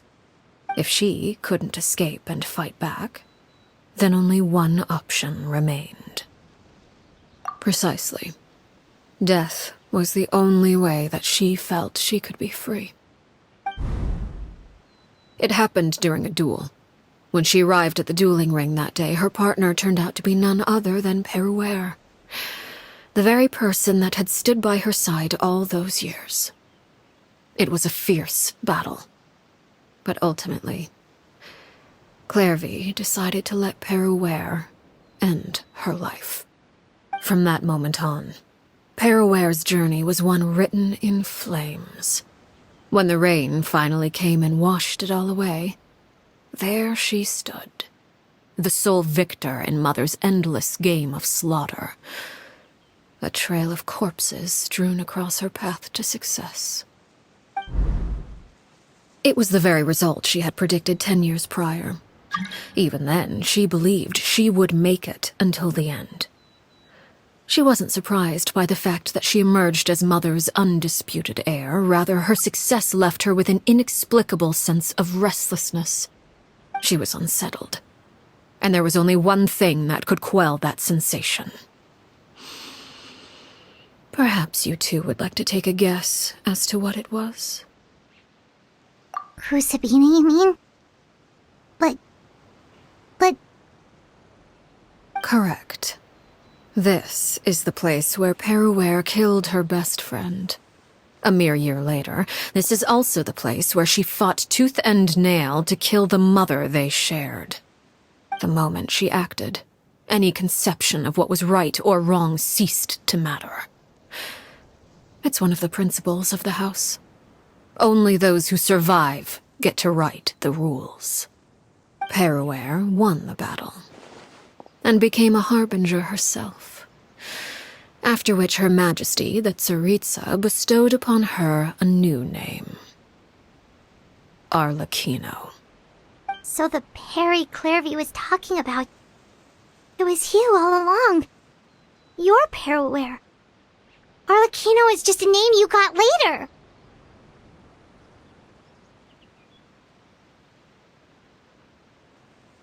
I left that name behind long ago. I must say, hearing it now does bring back memories. After I defeated Crucibina, the moniker of Mother died with her. I chose to forego the title she called herself, and even chose to give up my own name. I rebuilt the House of the Hearth under a new identity. Not only as Arlecchino, but as father. And that is where the story ends. Any more questions?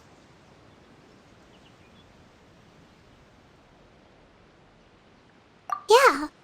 Based on what you just told us, Clairvy wasn't a little kid when she was killed. So the Clairvy we met... Was she really a spirit at all? I suppose you could call her an illusion born of flame. Her existence is like ashes to a fire. Something left over in the wake of blaze and ruin. You see, a certain power runs through my veins. It's not unlike a curse. My flames leave behind shadows of anything they consume. Of course, the chances of those shadows morphing into a sentient entity are exceedingly slim. Clairvy is a very special case. Clairvy died when she was 16 years old, but what emerged from the flames was her 6-year-old self. Her appearance wasn't the only thing affected. Most of her memories were lost to the blaze as well. Memory is a mysterious thing indeed. Losing a portion of your memories will alter your sense of self. Lose 10 years' worth, however, and it would be like living in the past. Like returning to a version of yourself that never grew up. No wonder Paimon got such a weird feeling when we were talking to her. Perhaps I should put it this way. Clairvy is someone trapped in time. It may seem like she exists with us in the present, but she truly lives in the confines of her own past. So if all of that is true, then you must have known about Clairvy for a long time. Indeed. She's a rather volatile and unstable entity. Sometimes she would look after the children. She's even saved some of their lives. But other times, she would hide from me and become obsessed with revealing the truth about the house to anyone who will listen. Shadows don't have the capacity to learn or grow. Any new information they encounter is quickly forgotten over time. Your attempts to expose Clairvy to sunlight. They failed, yes. The reason is actually quite simple. In Clairvy's mind, the house is impossible to escape, and it is this very perception that traps her there. But no matter. All I have to do is kill her again, and all will be resolved. I don't anticipate so much as a single speck of ash will be left behind this time. Wait! Paimon can understand why you might want her gone, but isn't there another way? So what if she's trapped in her 6-year-old self? She's still your friend! At least talk to her first! It's too late for that. She broke the rules, and now she must be punished. That goes for Filial and Nentoy as well. She's had quite the effect on them. I hope you understand the difference between Crucibina and myself lies in our formulation of the rules, not our policy for enforcing them. Upholding the rules without question is a trait we both share, because that is how a household should be run. Is this really what you want to do? Whatever could you mean? Don't you want to say a proper goodbye at least? Whether as a killer or as a father, there are two things that must be avoided at all costs: anger and sorrow. Anger makes you impulsive. Sorrow causes you to waver. Well, it appears it's about time to proceed. Before we arrived, I told some of my well-behaved children to bring our troublemakers here by nightfall. I do believe I've kept my end of the deal. I gave your friends quite a bit more time. As for what happens now, we'll just have to wait and see.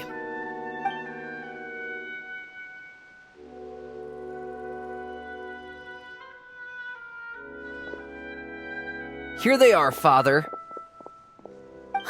You gonna execute him? Seeing something like that would actually be a first for me. Lenny!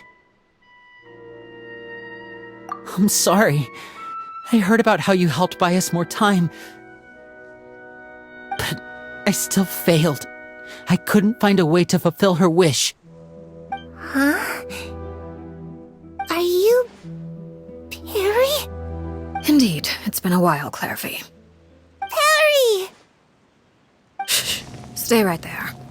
I'm sorry to postpone our reunion, but first I believe certain scores need settling.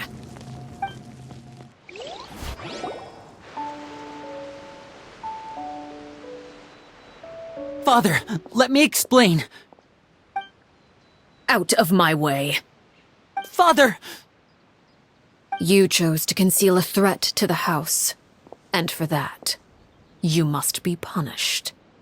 Overall, however, I suppose your wrongdoing is hardly the most egregious of the bunch, so I'll deal with your punishments later. As for right now, the more pressing concerns are the traitors among us. By traitors? Do you mean us? Father, let me explain. We didn't mean to... Fultz, why don't you share what you heard? Yes, Father. Secret Midnight Meeting number 3. Participants, Filial, Nantoy, Sato, Toddy. Nantoy clearly said, if only Father wasn't the one who took us in. Sato added, I'm sick of this life. I just want to live as a normal person. Filial was the worst of them all. She called us crazies and said a bunch of mean things about Father. I did not! You're lying! Fultz is trying to frame us! It's not like I'm the only one who heard those things. After that, you and Toddy and a bunch of other people started talking about Clairvy. You were using all those things Clairvy brought up as an excuse to question Father. We're birds locked in a cage. The only way out is to destroy it. That's what you said, wasn't it? You little... You just want me gone, don't you? What did I ever do to you, huh? And you, Sheplo, have you forgotten who stood by your sickbed, watched over you, and changed your dressings? Come on, let's hear it then. What's your reason for all this?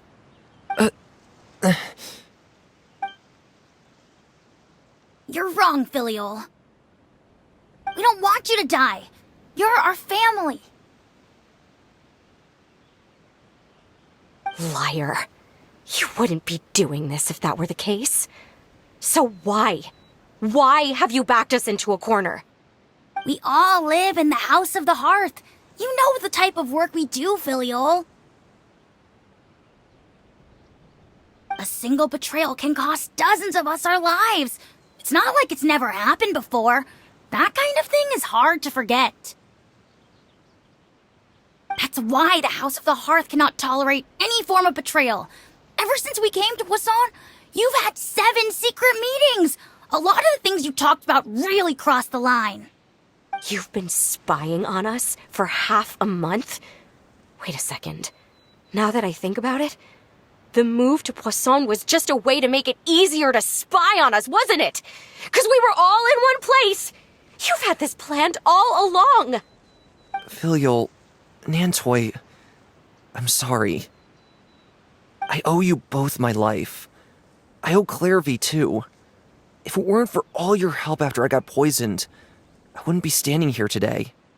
If this were any other situation, I would do anything to repay that kindness, even if it cost me my life. But rules are rules. I'm sorry. My hands are tied. Why? Why? That's enough, Filial. We made a mistake, and we should own up to it. We broke the rules, plain and simple. And now we have to face the consequences. I'm sorry, Sheplo. Fultz. I'm sorry, Father. We accept our punishment. Chapleau, according to the rules of the House of the Hearth, how should these traitors be punished? All those who betray the house pay with their lives. And so it shall be.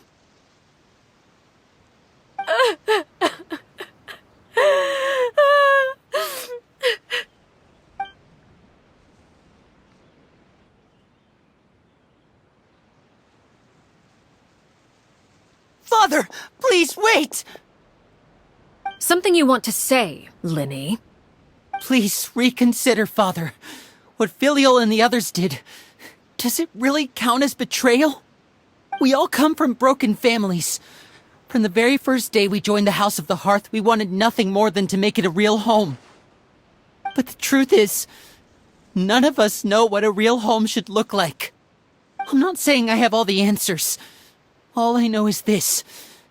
Killing Filial and the others may uphold the rules, but doing so will only bring us further away from being a real family than we've ever been. So please, Father, please reconsider. I agree with Linny. Father, please. Linny, you...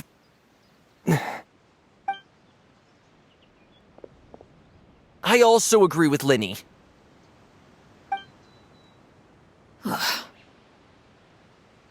An order once given cannot be rescinded.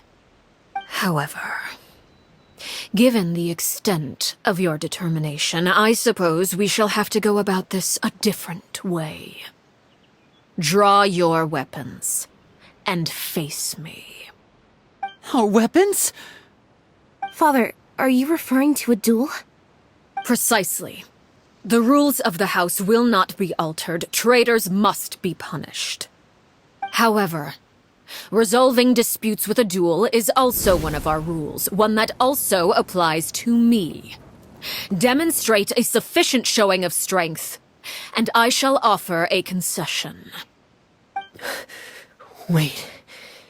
Beat Father in a duel? Impossible. Father is way too strong, even for Linny.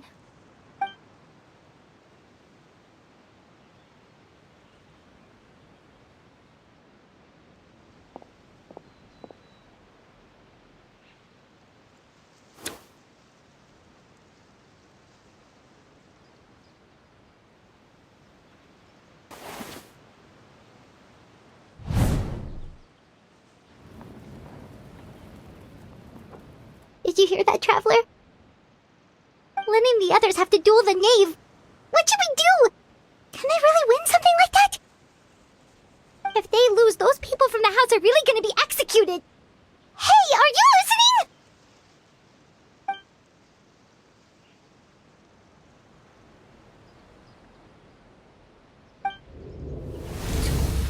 Don't you want to say a proper goodbye at least? Anger makes you impulsive. Sorrow causes you to waver.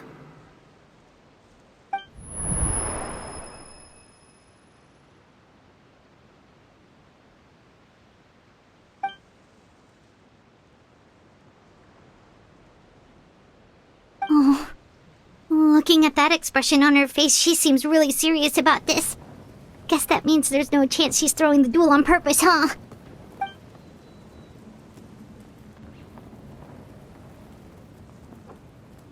When guests are around, families are often on their best behavior. And any disputes are less likely to escalate. When the time comes, make the choice that you deem most appropriate in the situation, and lend your help to the House of the Hearth. What's wrong, Traveler? Hey, where are you going? Traveler?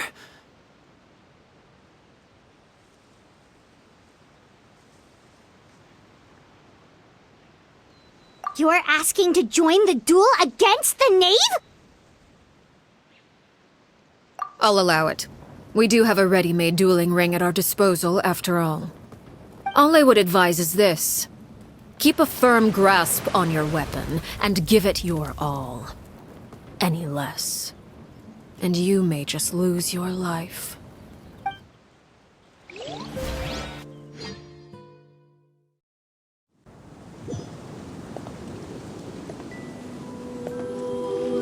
Off we go! Is it my turn now?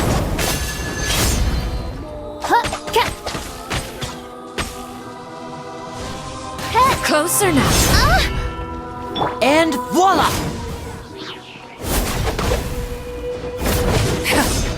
Let my name echo in song!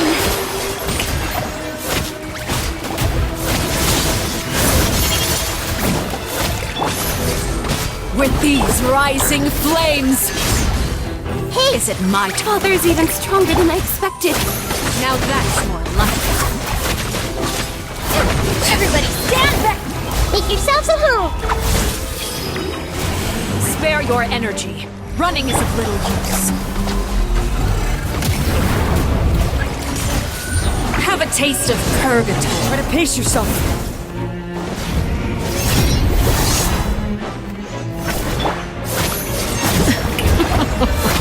Look at you. Trapped like a bunch of helpless animals. How amusing. But, the insubordinate. Now's our chance. Let the world collide!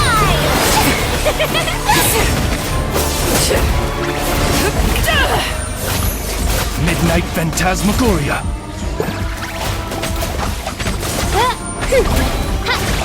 You alright? Like a fly tangled in a web. How amusing. With these rising flames. Share my knowledge. Teamwork is dreamwork. Huh? I really have to draw my blade. Then...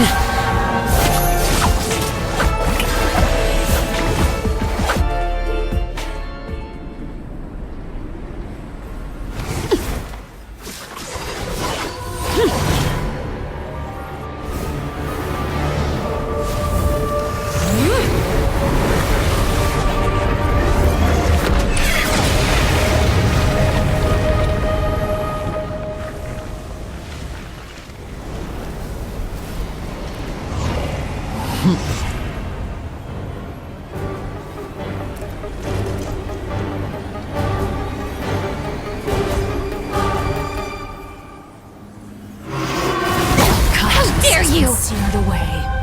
My blade is all that remains. May I present?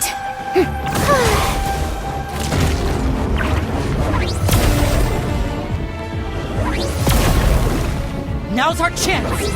Over here.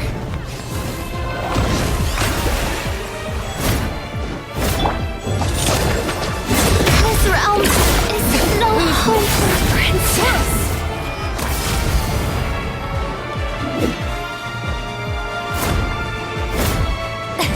Watch out for Father's movements! Look out!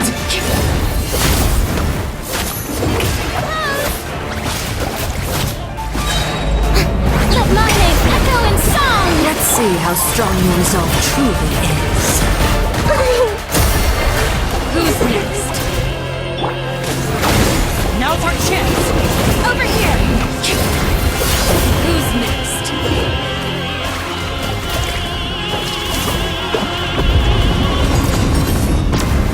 The sun and moon have set. Only ruin remains.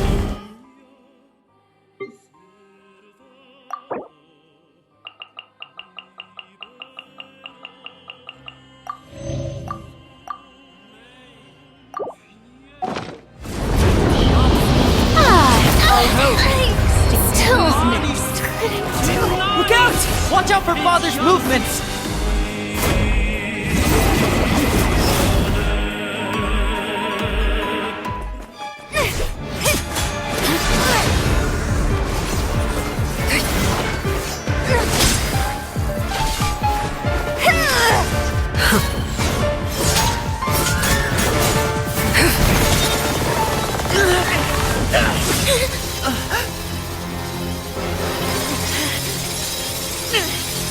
You should know better than to crowd in one place.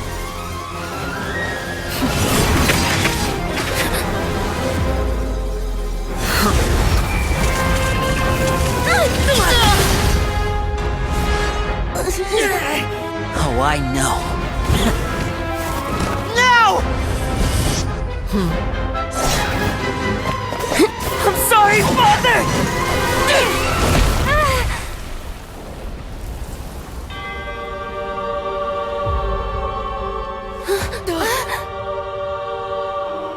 Sorry for what? This pitiful excuse for an attack?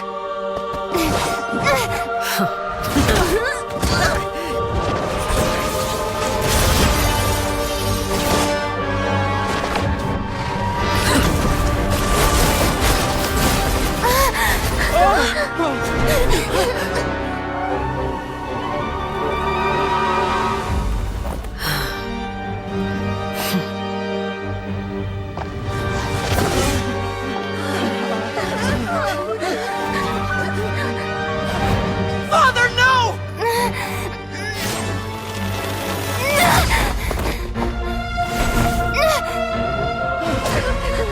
Made it out, did you? You're stronger than I expected.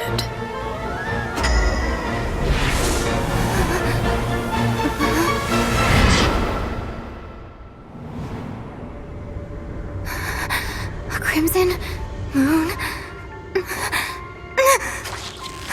I can't move.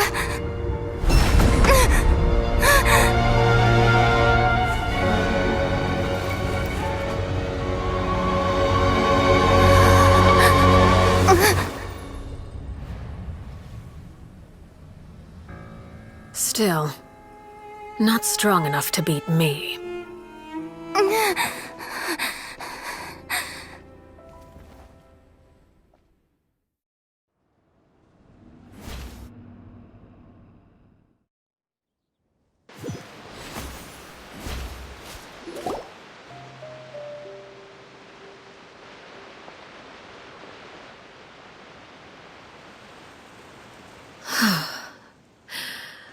I believe we can end things here. It's not often that we get to enjoy the company of guests, after all. We wouldn't want things to get too out of hand. Brother, are you alright? Lenny! Given that I am the victor of this duel, as agreed, the punishment stands. No! I never thought things would end like this. However, everyone involved in the duel demonstrated a remarkable level of strength and determination.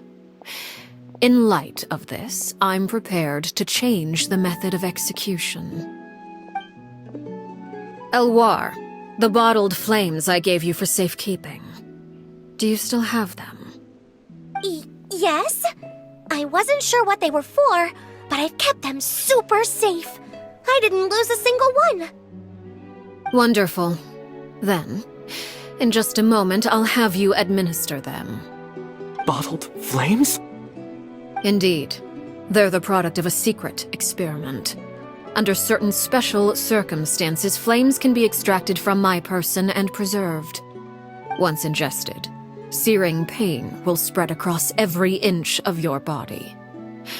No harm will come to you physically, but your memories will be burned away.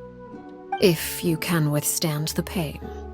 When you awake, you'll have forgotten everything you know about the House of the Hearth, and will be expelled from the organization. In other words, administering this concoction will kill the version of you that grew up in the house, and give you a new identity.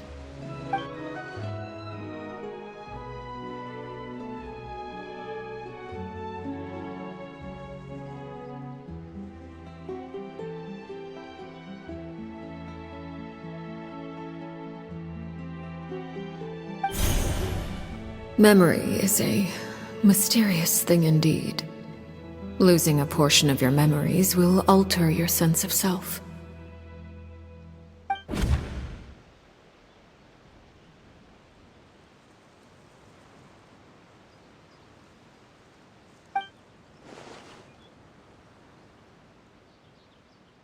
So, you're just letting us go, Father? You misunderstand. Memories are extremely important. Once consumed by flame, the version of you standing before me will die, and our secrets will die with you. So no, I don't intend to just let you go, because the person who survives will be nothing but a stranger. Even so, Even so, I won't have to live in fear anymore. I'm sorry, Father. I'm sorry I let you down. But I really... Don't cry, Filial. You haven't left the house yet, so there are still rules to be followed, yes? Remember what I taught you. Anger makes you impulsive, sorrow causes you to waver. Don't let yourself be controlled by your emotions. Of course. I'll remember. Dry your tears, and go pursue the life you really want. Yes, Father. Chaplot, Foltz, Elwar, take them back to Poisson. And bring Linny and the others as well.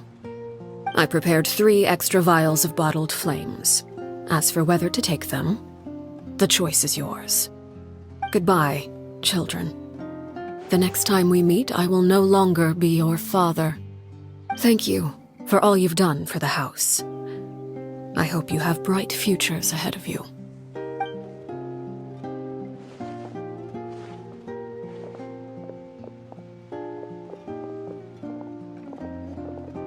Father.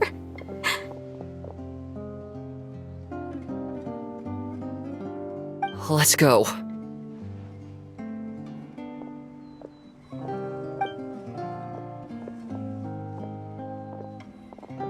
Here, grab my arm, Linny. I'll help you walk back. Thank you.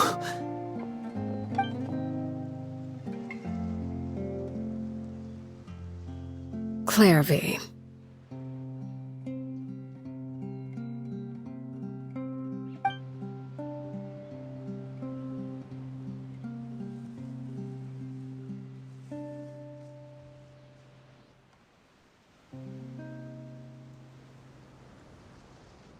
Can we talk now? I've been waiting for a super long time. You really are Perry, aren't you? I haven't seen you in so long. How come you're all grown up? Wait, did I somehow travel to the future on accident? Or am I dreaming? What a long dream. Neither. You died, Clairvy. That's what happened. You could have at least sugarcoated it a little. Look, she's done speechless.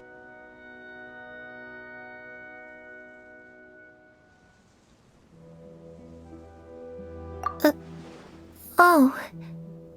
Okay then. Huh? That's it? You accepted it just like that? Yep. If that's what Perry says happened, then I believe her. Perry wouldn't lie to me.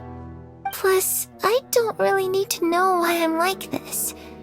I'm more curious about what happens in the future. If you're a harbinger now, Perry, that means Mother is gone, isn't she? Can you tell me about it? I want to know what happened to her. And to me. You never stopped trying to defy fate. At first, no one believed you. You could only vent your frustrations to the moon. In fact, you often sought comfort in the night sky.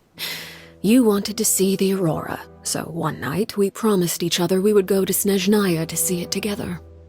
Later on, you tried to run away, but you were brought back each time. Mother spared your life, but it wasn't out of kindness. Instead, she decided to make an example of you by slowly torturing you over time. That way, the other children would know what happens to traitors. Still, you never gave up. Mother hoped that through ruthless duel after ruthless duel, she would be able to crown an ultimate victor among the children she raised. But you called on everyone to unite, to fight to a draw in order to reduce casualties. Your efforts may have only delayed the inevitable, but still. You gave them hope. You tried everything you could think of, but every attempt ended in failure. Still, you never turned your sword on Crucibina, and you never turned it on me. On that gloomy day, you told me, "For the last 16 years of my life, I've done everything I can to fight for freedom. But now, I realize that the only freedom I truly possess is the freedom to choose to die. I never imagined I would say something like that. I must have been feeling really worn down. But somehow, I still think I understand. According to Mother's plan, only one of us was going to make it until the end. And I always hoped that person would be you. If I could do it all over again, I still don't think I would make a different choice. Even when I first met you, I knew you'd be able to do what I couldn't. Is that so? Even now, I'm not sure I truly understand what kind of freedom you were trying to pursue. But as the head of the House of the Hearth and as the children's father, I've tried to give them the most basic of freedoms. The freedom to choose their own fate. It's something I discussed with the Eudex of Fontaine. The children who want to leave the house will have their memories wiped clean of all secrets pertaining to the organization. In return, they will be allowed to live a normal life in Fontaine without being prosecuted for their past. Of course, I won't simply hand freedom to them on a silver platter. They have to fight for it and prove themselves worthy of it. Only freedom that is earned has true value. That's more than enough. That's exactly the kind of life I was fighting for. You know, Perry, I think you're a pretty amazing king, and a really great father, too. I'm really happy that you're the one who took over the house. I guess I do have one regret, though. I still haven't seen the outside world. Well, it just so happens that our dear guests over here have been to many nations and traveled to countless places. Perhaps they would be willing to tell you what the outside world is like. Really? Of course! We've traveled all over the place. We've got so many stories, we could probably talk your ears off for 3 days straight!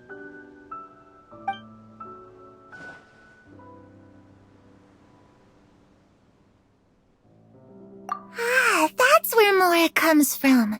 I never knew that before. If I had some Mora, I would buy 3 new dresses. One for me, one for Perry, and one for Mother. It's just too bad Perry doesn't like wearing dresses. And Mother, well, she probably wouldn't accept something like that either. I guess I'd just have to keep them all for me then. I could wear a different one every day.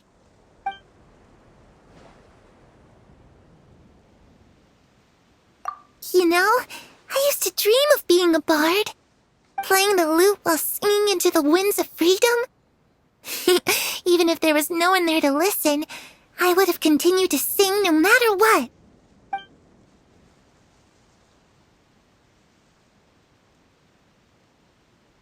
Those yokai you mentioned, what do they look like? I once saw a drawing of this one guy with horns on his head and a super scary face. Are there any yokai like that? Oh, sounds like you're talking about an Oni. Yep, we've met one, and let Paimon tell you, they're not nearly as scary as they look. I was always too afraid to skip Mother's fighting lessons. But at the academia, I bet you could do all sorts of secret things in class. Things that have nothing to do with studying. I'm just kidding. Being able to study whatever you want without having to fear for your life actually sounds pretty great.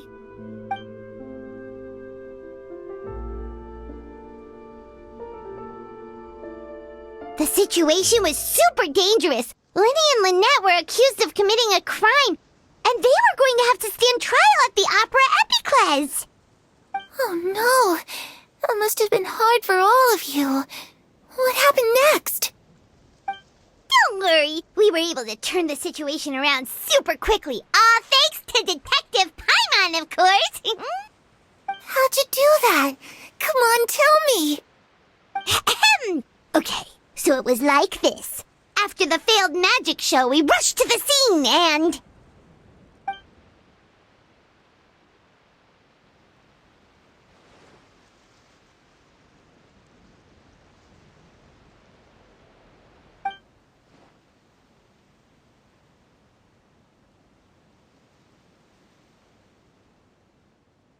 Shadows don't have the capacity to learn or grow. Any new information they encounter is quickly forgotten over time.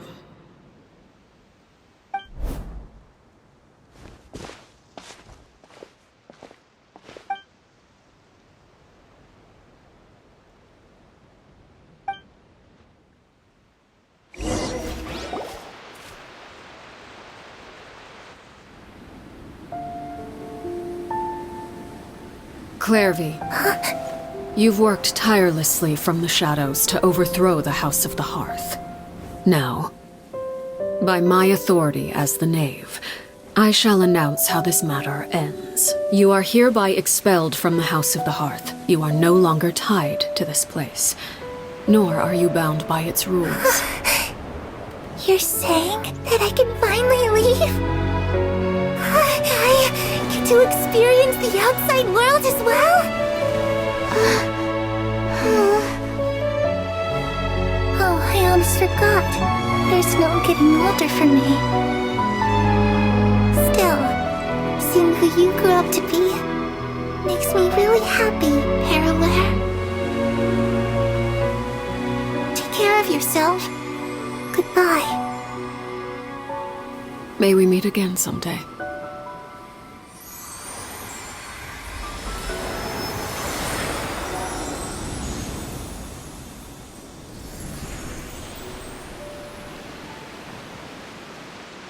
Clairvy. She left so soon. Paimon didn't even get to finish her story. I also have certain sentiments left unsaid. I wanted to tell her that the aurora I saw in Snezhnaya was just as beautiful as the ones in the pictures. But a shadow's memories reset at dawn. Had we delayed any longer, we wouldn't have had the time to say goodbye. Whatever regrets may linger, let them be lost to the coming of a new day. Father? It's Linny! Hey, Linny!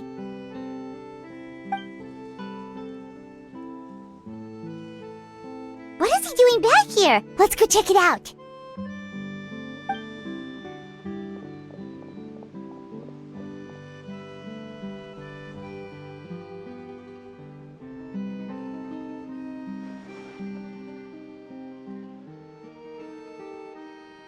Father, the bottled flames have been administered. Filial and the others have left the house. And you? What have you decided? Thank you for giving us that choice, Father. But we never wanted to leave the house. It's the only home we've ever known. Lynette and Fremine feel the same way. They're recuperating back at the Hotel Bouffe d'été. But I decided to come back and tell you where we stood. I'm sure you're well aware of the expectations I have for you. I want you to follow in my footsteps and become the next king of the house. Yet you seem to have different ideas. I must admit, I'm rather surprised by your decision to stay. There's nothing wrong with choosing to live a quiet life. Leading this organization is a heavy responsibility, one not so easily carried by someone forced onto the throne. I just never understood what you saw in me. What made you believe I was deserving of that throne? You're brave, talented, and, most importantly, you cherish your family. You would do anything to protect them, even if it costs you your life.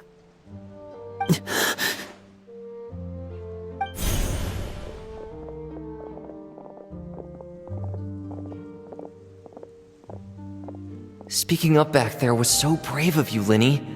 It's all thanks to you that we were able to convince Father to back down. You're a hero, Linny. Hero? Father is the real hero. Had Father gone all out during the duel, There's no way I would have walked away with my life. She must have had it all planned from the beginning, from the very moment she suggested a duel. I'm not deserving of that title. I'm not strong enough or smart enough. You're wrong.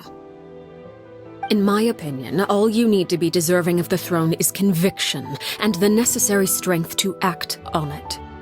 We may have different ideas of what it means to be a family, but you can hardly be said to lack conviction. What you truly lack is strength. For someone of your talent, though, that's something that will come with time. Even without that strength, you still chose to face me in a duel, even though the odds were stacked against you. That capacity to honor your convictions is what I truly see in you. Father. No one knows what the future holds, what tragedy or triumph may be in store. Being at the head of this organization requires the strength of will to face whatever comes. Caution will only hold you back. If reaching a certain standard were required to go after what you want, I would never have succeeded in killing my predecessor. Back then, there was still a considerable gap between our abilities. Strength may decide the ultimate victor, but those who let a lack of strength dictate their decisions or undermine their convictions will never be worthy of the throne. I understand, Father. Thank you. Children must grow up to surpass their parents. Only then can a family continue to flourish. The road ahead is not an easy one, so I'll ask you one last time. Are you certain you want to stay? You've done so much for me, Father, and that kindness must be repaid. Plus, with Project Stuja at hand, there are many dangers ahead, and I, for one, don't intend to back down. Protecting my family at all costs. That's my conviction. Then you're welcome to stay. As for Project Stuja, you need not be too concerned. If those cowardly businessmen and heartless dignitaries try to take us down, I'm prepared to teach them a lesson. Having members who longed for the light was our organization's last weakness. With those members no longer among our ranks, the House of the Hearth is like a spider hiding in the shadows. We need only wait for our prey to come to us. At present, our imperative is to use their plan to our advantage. In doing so, a crimson moon shall rise amid the frigid blizzards of winter. No demonstration of loyalty shall go unrewarded, and no sacrifice shall be in vain. As for the two of you, whether we meet again as friend or foe, I'll remember the camaraderie we shared in this moment. No matter how arduous the journey ahead, I hope we both reach our desired destination.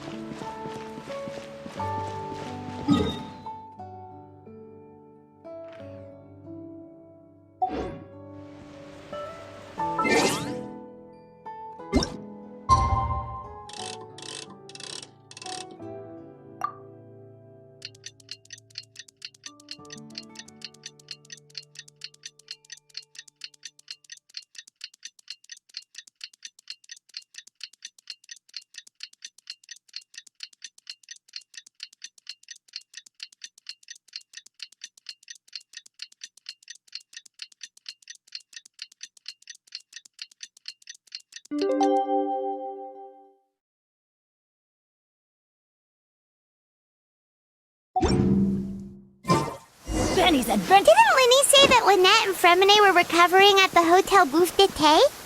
Oh, Paimon wonders how they're doing. Maybe we should go check on them.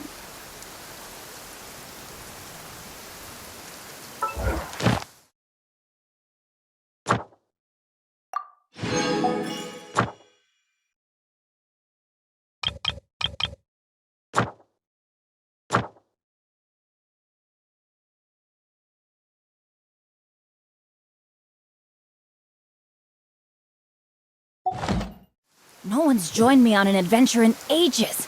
Come on, let's go!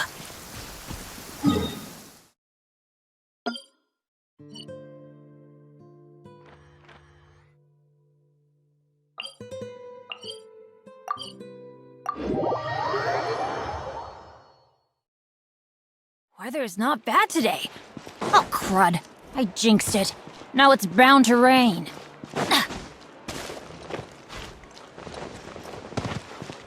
Adventure time!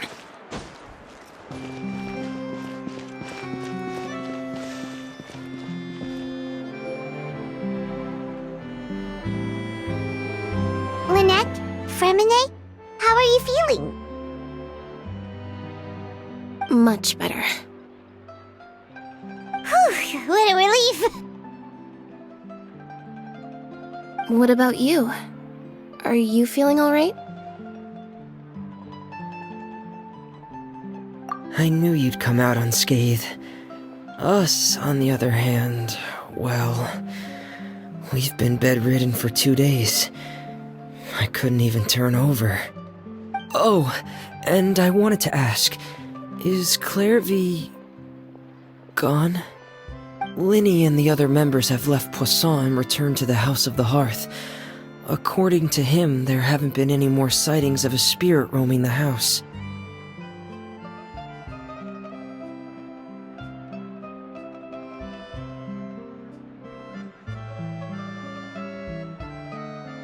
I see.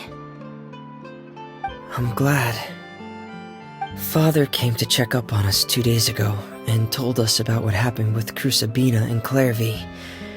Actually, I've met Crusabina before.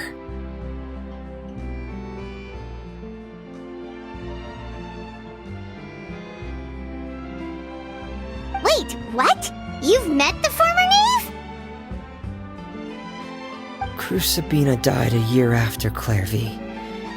It was during the year between their deaths that I joined the House of the Hearth. Crusabina had an extremely cruel and radical way of doing things. While she was alive, the atmosphere in the house was suffocating. When I joined, though, the experiment she valued so much had already come to an end, and all the people involved, dead and injured alike, were gone. Crusabina never talked about the past with us newcomers. A couple of months after I joined, Father killed Crusabina and burned all her files. With that, the names of all the people subjected to her experiments, Clairvy included, were lost to the flames, along with the painful memories they represented. Father took in Lenny and me a couple months after that, but she never mentioned anything about Crusabina or Clairvy. It really seems like something she was planning to keep to herself. The last time you talked to her, did she mention why she kept it a secret for so long? She said she didn't want us to be affected by the darkness of the past. She was worried we'd develop a false sense of gratitude towards her if we knew about it. The foundation of a family should be free of any corrupting influence. Whatever happened in the past, it has nothing to do with who we are now. And that's what Father told us in the end. But I still thanked her for everything. It was only after hearing about what Crusabina did that I finally realized how insignificant our lives could have been. The members of the house meant nothing to her. To say that she valued them in any way, even just as a tool, would probably be giving her too much credit. If Father hadn't taken over the House of the Hearth, I probably would have already...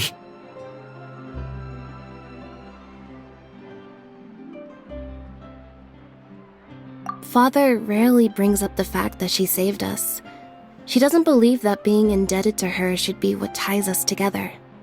But even if we didn't owe her anything, we would still choose to stay. Because this is our home. We may have arguments or times when we feel wronged. Some people may even choose to leave. But as long as Father is here, we will always have a home. Whether the path before us is bathed in sunlight or shrouded in shadow, we'll follow Father wherever she chooses to go. So I wanted to say thank you for helping us make it through this crisis. Without your help, we could have lost a lot more along the way. Oh, we didn't do anything, really.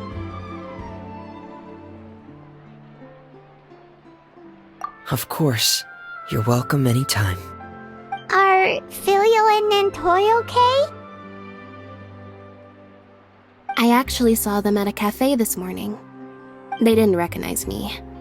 From what I could tell, they were drinking coffee and talking about one of the operas that started running recently. They seemed happy. If I had to take a guess, I would say they finally found the kind of life they always wished for. No